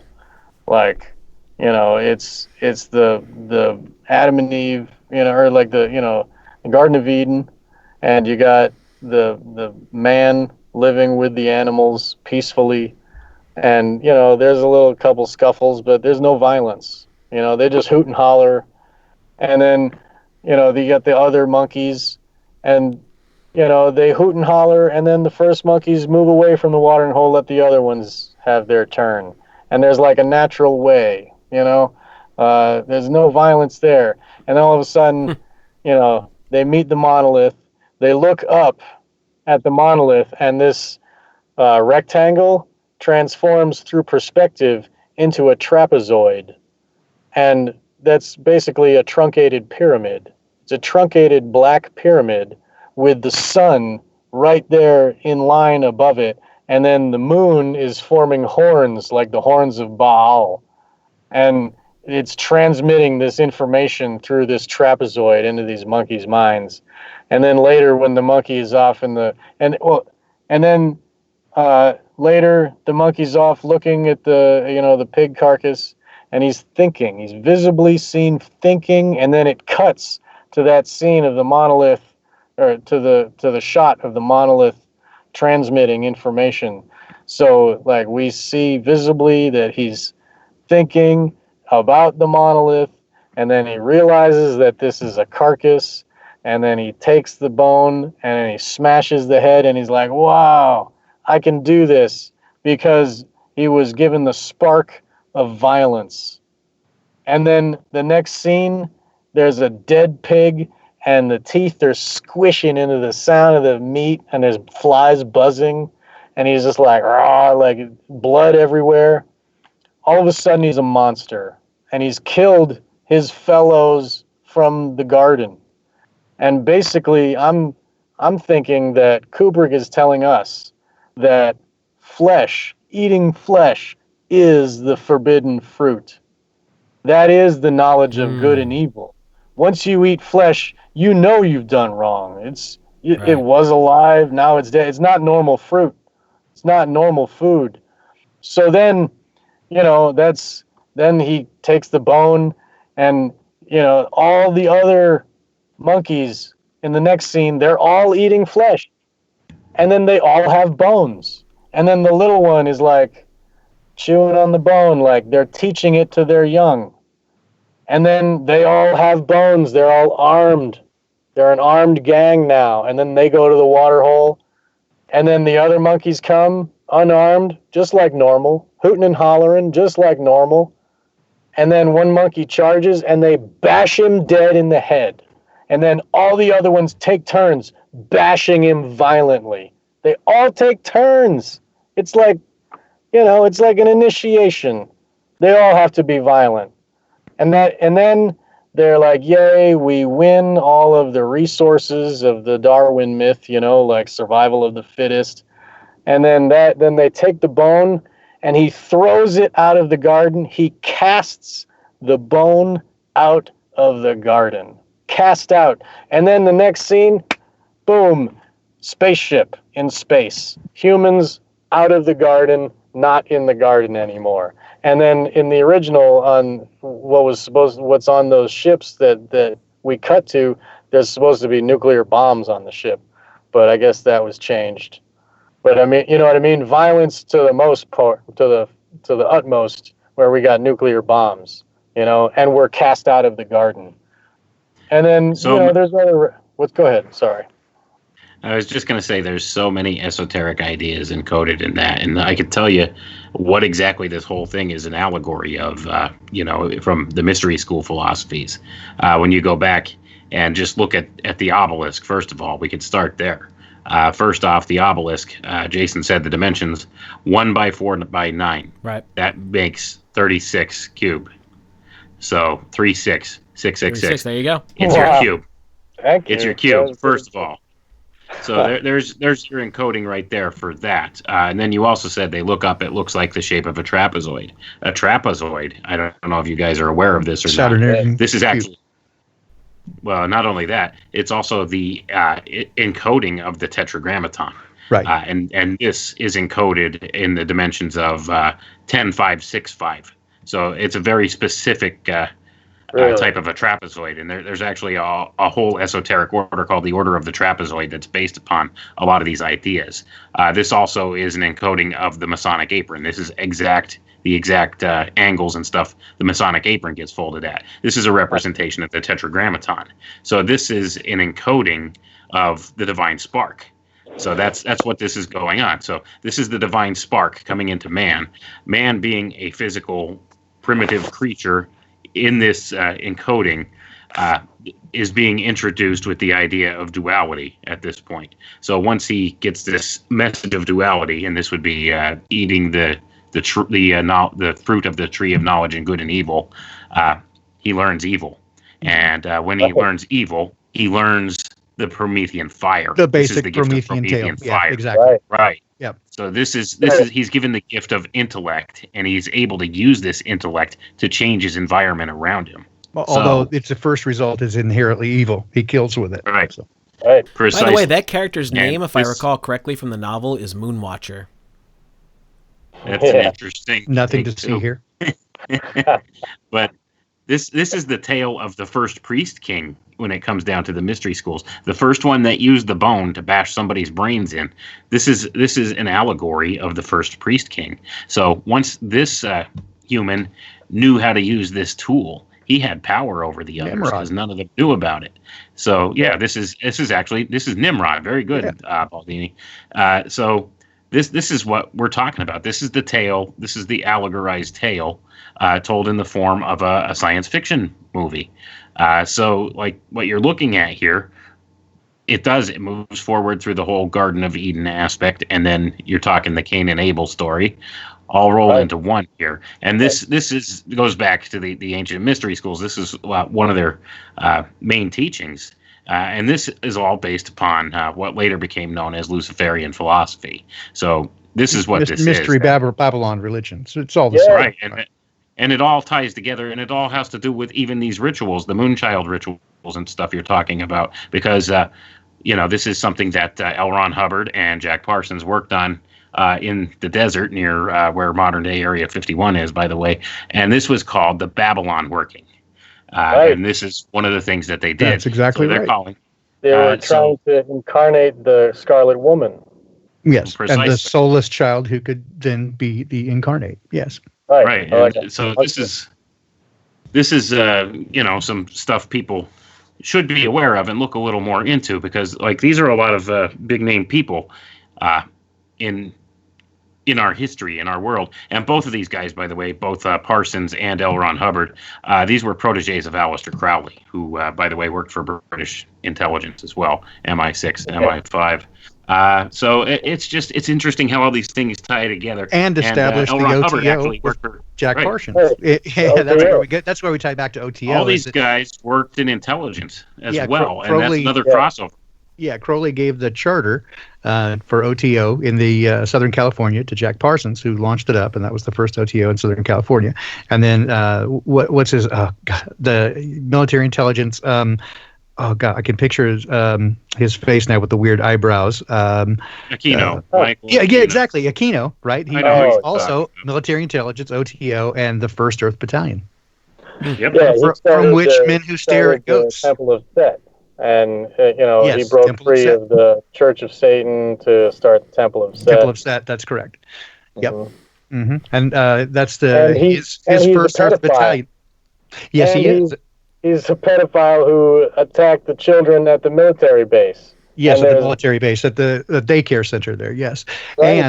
And his First Earth Battalion is what the movie with George Clooney, Men Who Stare at Goats, is basically loosely based on. By the way, they made a big joke out of that in that movie, but Yes, they did. But the concepts are sound. Exactly. Right, and there's actually serious scientific research to back that up within these programs, and there's still a lot of classified aspects of those programs that still haven't been let out. Yeah, to they're the not going to public. give you. They're So not that's- going to give you the gravy. They're not right? giving you the good stuff. No, Right. so They're- that's one thing to keep in mind. Another thing They about discredit their Aquino, own. They discredit their own work. They throw millions of dollars and decades into it, and then say, "Nah, there wasn't anything that came out of it." Well, that's poppycock. Right, and here's another thing about Michael Aquino. Now, this guy, was a big shaker in military intelligence and actually set policy that our military has used ever since, and it's called Psy-War. Look up this guy's PsyOps. He's the paper called original. Psy-War. Yeah, he's the original PsyOps guy. Mm-hmm. Yeah, so I mean, this is something that's very well documented too. I mean, this isn't any woo-woo crazy. Yeah, there's no tinfoil hat everything allegations we're here. talking about. This is all acknowledged. Yeah. I think he's also the reason why the U.S. military acknowledges the Church of Satan as being a regular religion. If you join the military, you can tell them you're a Satanist, and they'll put that on your dog tags. Yeah, It's he was on. Yeah, he was on an early episode of Phil Donahue in the late 1970s. Is this the guy with the I Spock remember eyebrows that. we're talking about? Yes, that's Yeah. the guy, Yeah. Michael Aquino. Yep, that's Yep. the guy. Yeah. That's the, Isn't there footage of him walking around talking about a dagger he got from the Nazi? I probably shouldn't have said that. yeah, the tip of the spear. He was Yeah. talking about. Yeah, Yeah. that's the one. Yeah, it's The the spear guy. of destiny. Yep, Oh, that actually murdered Jesus on the cross? that's That supposedly it. Yeah, that's Yeah, right. Yeah. I mean, So for those and who the aren't aware, Nazis what we're were talking about so into the occult, then they were after all of those artifacts. So for those listening who aren't hip to this, the tip of the spear, you've probably heard that, or the spear of destiny, is apparently the Roman spear who pierced the side of Jesus while he was hanging on the cross, and then blood and water came out. So it became somehow then imbued with all sorts of like magical juju at that point, and whoever held this as a dagger would be invincible in battle. And potentially immortal. That was the legend around it. And supposedly work. the Nazis the Nazis grabbed it during World War II. Them German guys. We don't want to say right? the bad words. Yeah, I want to and keep get my ourselves channel. banned out of it. Use Sorry. Angry German people guys. around 1940. Right. Exactly. So Them 40-something German guys. the late 30s, early 40s something German guys, and then Indiana Jones went and messed the whole thing up there. Don't you What know? are you talking about, Yeah. Mr. President? Yeah. See? Yeah, and Dr. Strangelove again. See, it always comes back to Kubrick. Eh? Yeah. It does. And they wanted to go underground and bring the women down there and like restart society. And Animals will Argentina. be bled and slaughtered. Don't cry for me, Argentina. Right. Yeah. There's a lot of twins down in Argentina. Because they were Mengele. Yeah. So basically that's that system that has become such a, if you read Bryce Taylor, like it's like they create perfect little slaves that can do everything, that have superpowers almost, and they sell them to the highest bidder. And then like Bryce Taylor was owned by Kissinger and Bob Hope, like combined, they like went halvesies on her. It's a science that has been perfected over aeons, and when it came around to the CIA, they just gave it a name, MK Ultra or whatever, but it's always been there, and that's what the ancient dark occult were psychologists, they were studying the mind and what they can do, and if as they're torturing these kids, they learn that they can turn them into super soldiers or sex kittens or whatever they want. You know what I'm saying? Yeah, mind control and the ability to foist one's will over others has been since time immemorial that I can tell. Yeah. The only goal they have. Yeah. And now they're using high technology to do the same thing. On a massive scale. On a massive scale. And if you want to look at something relating, to our good friend, the 5G frequencies, you could look at it, something called Project Pandora. If anybody wants to open that box, no. You just Aha. put it all back in. And that's Wow. not the app you Just listen put to it all music back. with. We're talking about something Yeah, else. no. Project Pandora. Look into Hope and that. change. Yeah. And there's a sub-project under Project Pandora called Project Bizarre that relates to actually controlling people's behaviors and stuff through the use of sound frequencies and microwave frequencies. So I heard that was really weird. You think? How bizarre? How bizarre? Sorry. Yeah, sorry. So, gentlemen, we should probably start winding this down. One thing I would like to touch on, if you happen to have any knowledge of it, Sean, is how about the movie AI? Oh, I got some knowledge of that. All right, let's end her with this. Okay. It was Kubrick was doing at the same time he was making AI, he was making Eyes Wide Shut. And I believe that he wanted to put his entire energy into Eyes Wide Shut. And AI, he always wanted to make a film that was like Spielberg type film, right? He even said that to Spielberg. He says, I always wanted to make a film like yours, fancy lighting and lots of noise and, a blockbuster type movie. Because he was never really, like, his movies are genius and they're perfect art in some ways, but it's never really recognized at the box office. Like, people have to see his movies a few times, once video came around, then he started putting a lot more into, like, The Shining has a lot more stuff, like, just in the frame that in Room 237, the documentary is a testament to that. They got like 5 people talking about all the things that they saw within the frame of this movie. So Kubrick knew that with video, he would get a lot of rewatches. So, but anyway, he wanted to make. He was friends with Spielberg. He said he always wanted to make a Spielberg type movie. You know, he had it all storyboarded. He had all the architecture planned out. You know, he had the whole scheme, and then he decided. We don't know why. I don't know why, but he gave the movie to Spielberg. Like, he was adamant, you have to do this movie. And so Spielberg, like, honoring Kubrick, was like, yeah, okay. And so basically the movie is about a child robot, and if you really think about it, who would buy a child robot? Who would want such a thing? A child that never ages. I mean, Right. as painful it is as a parent to watch your child grow up, they are, Dalt Wisney? of course. What's that? And Dalt Wisney. oh yeah, that dude. But, I that mean, wacky Dalt Wisney Corporation.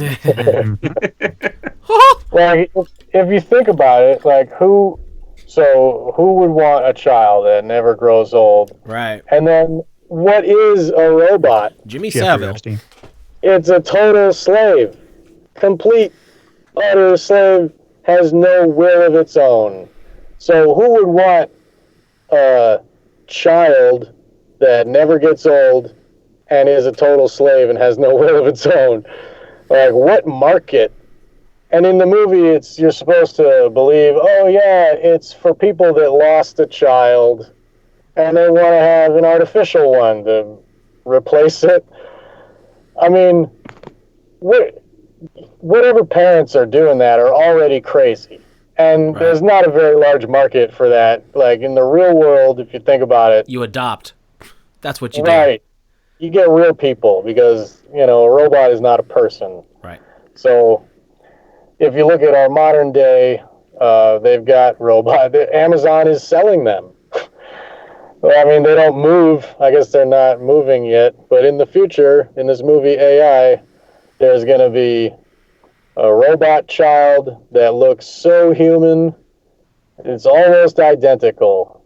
And so then, you know, like, this family adopts him, and then their real child, who was in a coma, wakes up, and then they're giving more attention to the real boy, and then there's an incident where the robot is kind of violent by accident, and so after they programmed it to love them and be stuck to them, they just try to let it run away in the woods like you would, like a 5-year-old would do to a dog or something. And so now he's lost on this adventure, and he's got his little teddy bear, which is obviously a pedophilia reference again, even though this was a Spielberg movie. It was really a Kubrick movie to start with.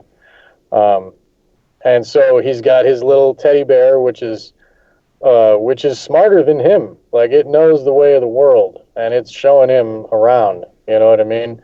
And he goes out and he finds another robot that gets to be his best friend, who's a sex robot. And then you look around, the entire population is populated with sex robots everywhere. And he's like the only rare, and the other robots are, you know, will do your ironing and, like, you know, servant like that. But the ones that are walking around the streets, the ones that really look human and, you know, have real, like, artificial personality are the sex slaves. And that's the future. And so he discovers this world, and he gets captured, and there's this fair that, you know, they call it a flesh fair or whatever, and they, like, killing robots is fun. It's just like the Coliseum type thing where everybody wants to see violence, but it's done to a robot, you know. It's like TV, killing zombies. And they find this child who looks like a real boy, and they're like, oh, it's real. and they all of a sudden have emotion for it, and they're like, let it go. Ugh, don't kill it, because it looks human, you know? And the kid's set free, and he wants to find his mother again because he's programmed, and he follows this fairy tale of Pinocchio, where he wants to become a real boy and find the blue fairy, and basically that was also programmed into him. And then he meets his maker, and then he realizes that life is crap, and then he kills himself. And I don't know if I think that's probably how it should have ended. I don't know for sure. I guess the original script had the last 30 minutes or whatever, but the crazy space aliens part. Yeah, and it wasn't space aliens, it was AI. It was just like, you know, they look kind of alien-ish because they got long fingers, but they're robots too. You know what I mean? They look like aliens, but they're robots that have evolved because, like, we birthed AI into existence, and then catastrophe, you know, ice age, whatever, humans gone, and robots are what's the legacy of humanity that's left on the earth. The technocracy? Yeah, yes, all the way technocracy, where there's no will at all, no humans. You know, the will of mankind is destroyed, and all that's left is their toys walking around acting like they're alive. So somehow, without will, they have science and they have society, and these robots have become like humans. You know, it's almost an Animal Farm type situation.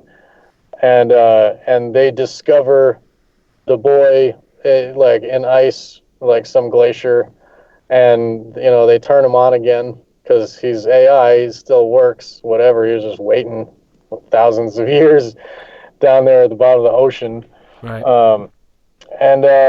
So then he's awoken, and with genetic technology, because he has a lock of his mother's hair, they're able to make a clone of his mother, and he's allowed to have 1 day with her, which I don't know why it's only 1 day. Yeah, I never got that either. Sounds like some kind of fairy tale type. Was there an esoteric meaning behind that? Anybody know?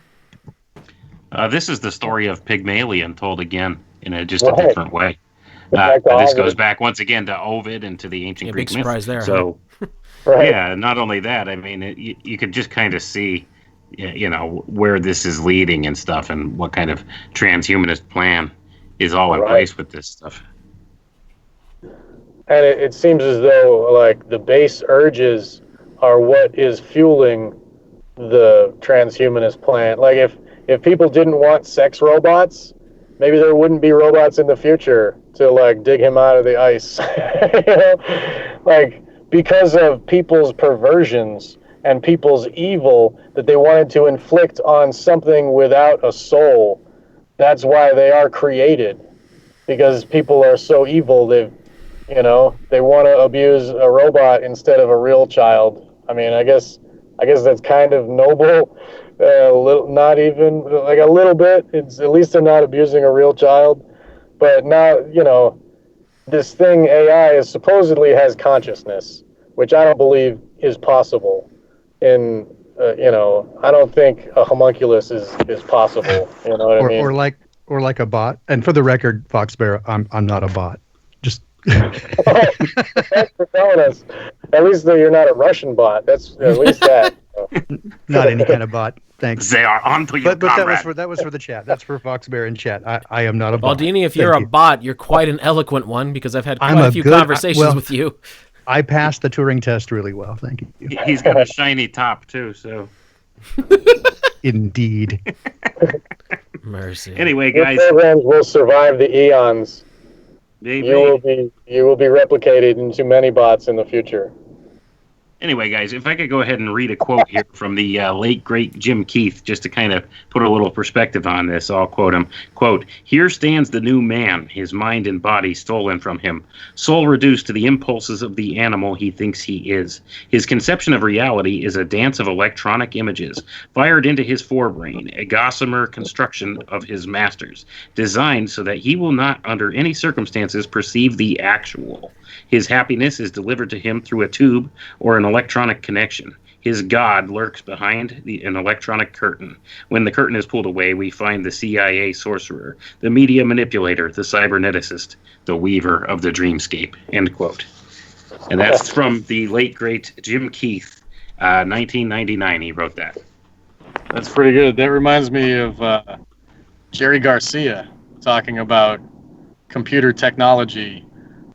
You know, before he died, he was hip to that, and he was talking about, you know, what's going to be next. And Timothy Leary also, and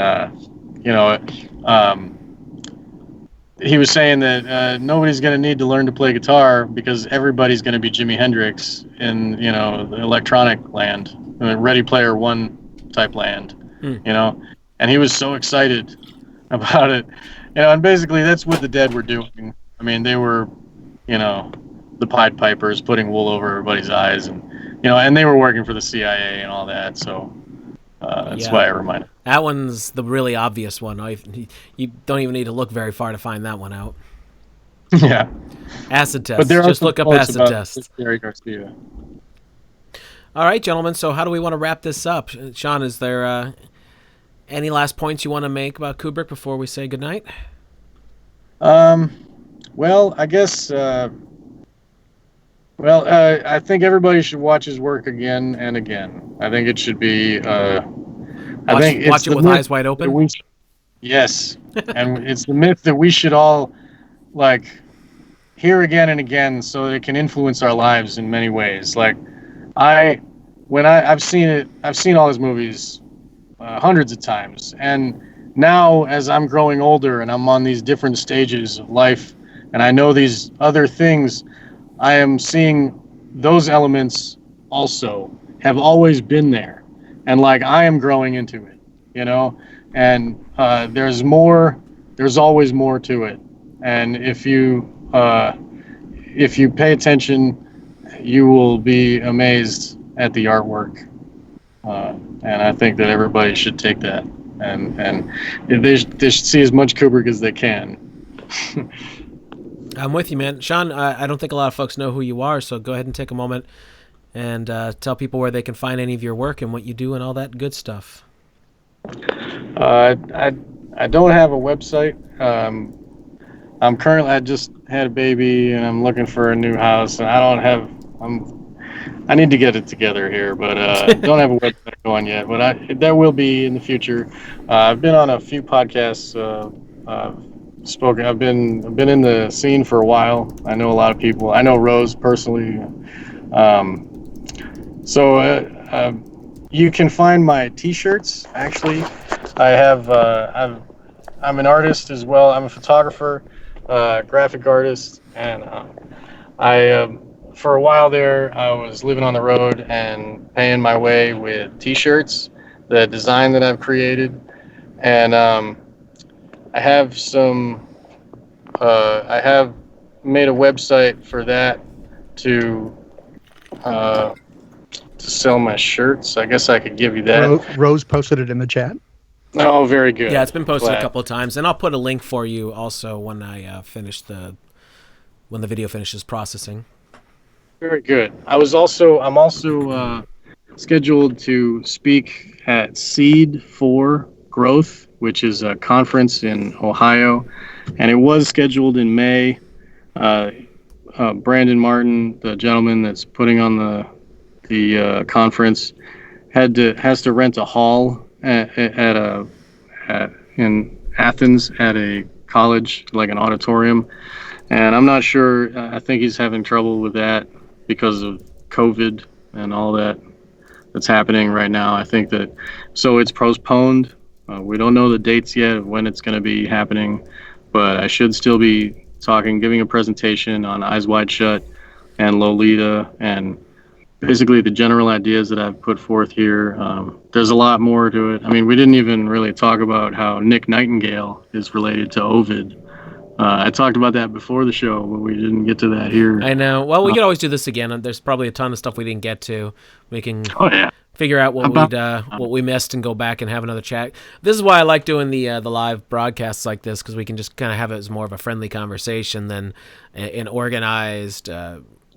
The shows I do, I like to kind of do them as almost like college courses. You can listen to them. They're very well produced and tight and all that. These I like to just be an open, relaxed chat amongst people who actually have brains that work.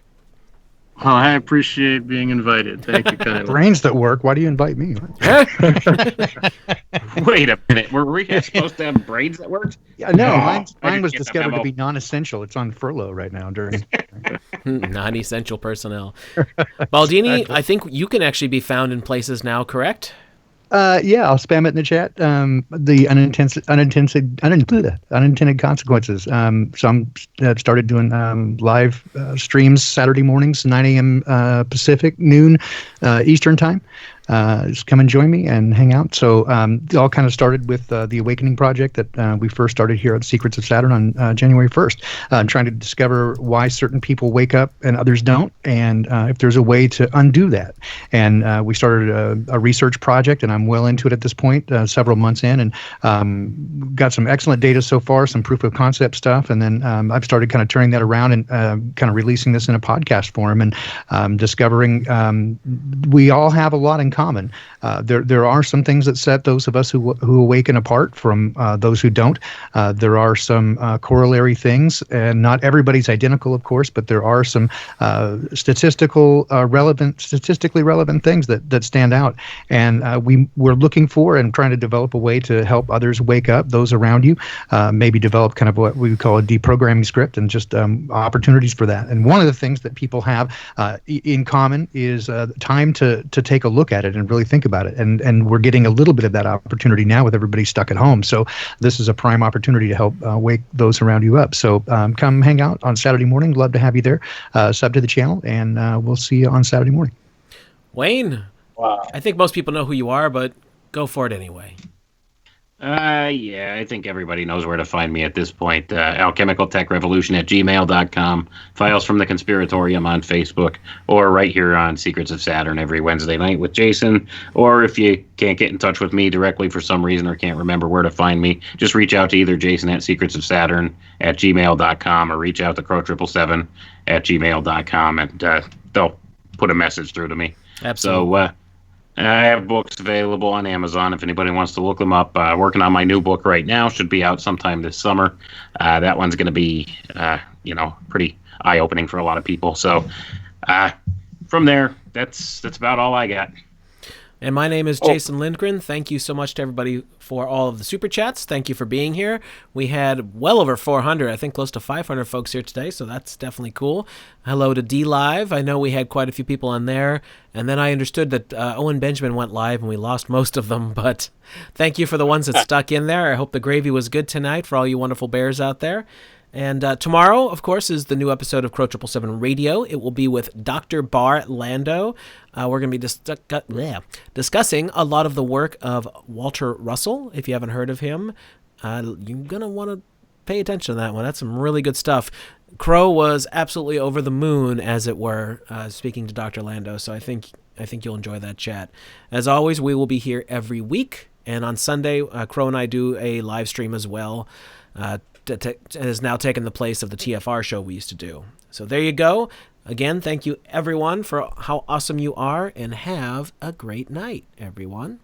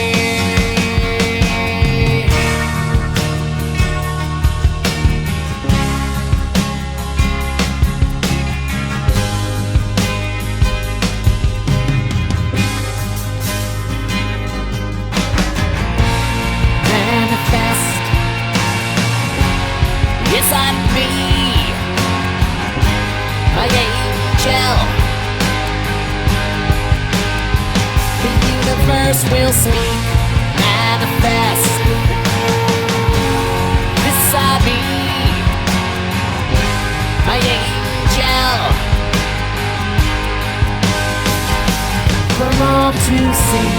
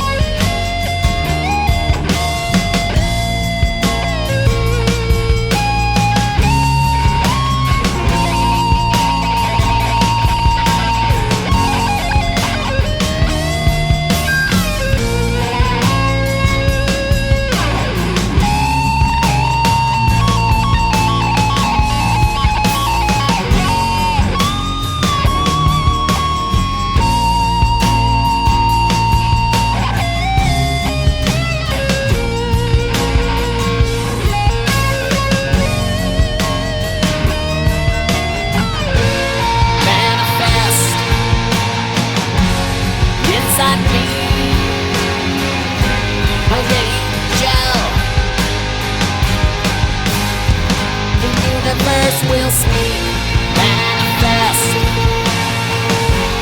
Yes, I need my angel for all to see, manifest. Yes, I need my angel. The universe will speak, manifest. This I need, my angel, for all to see.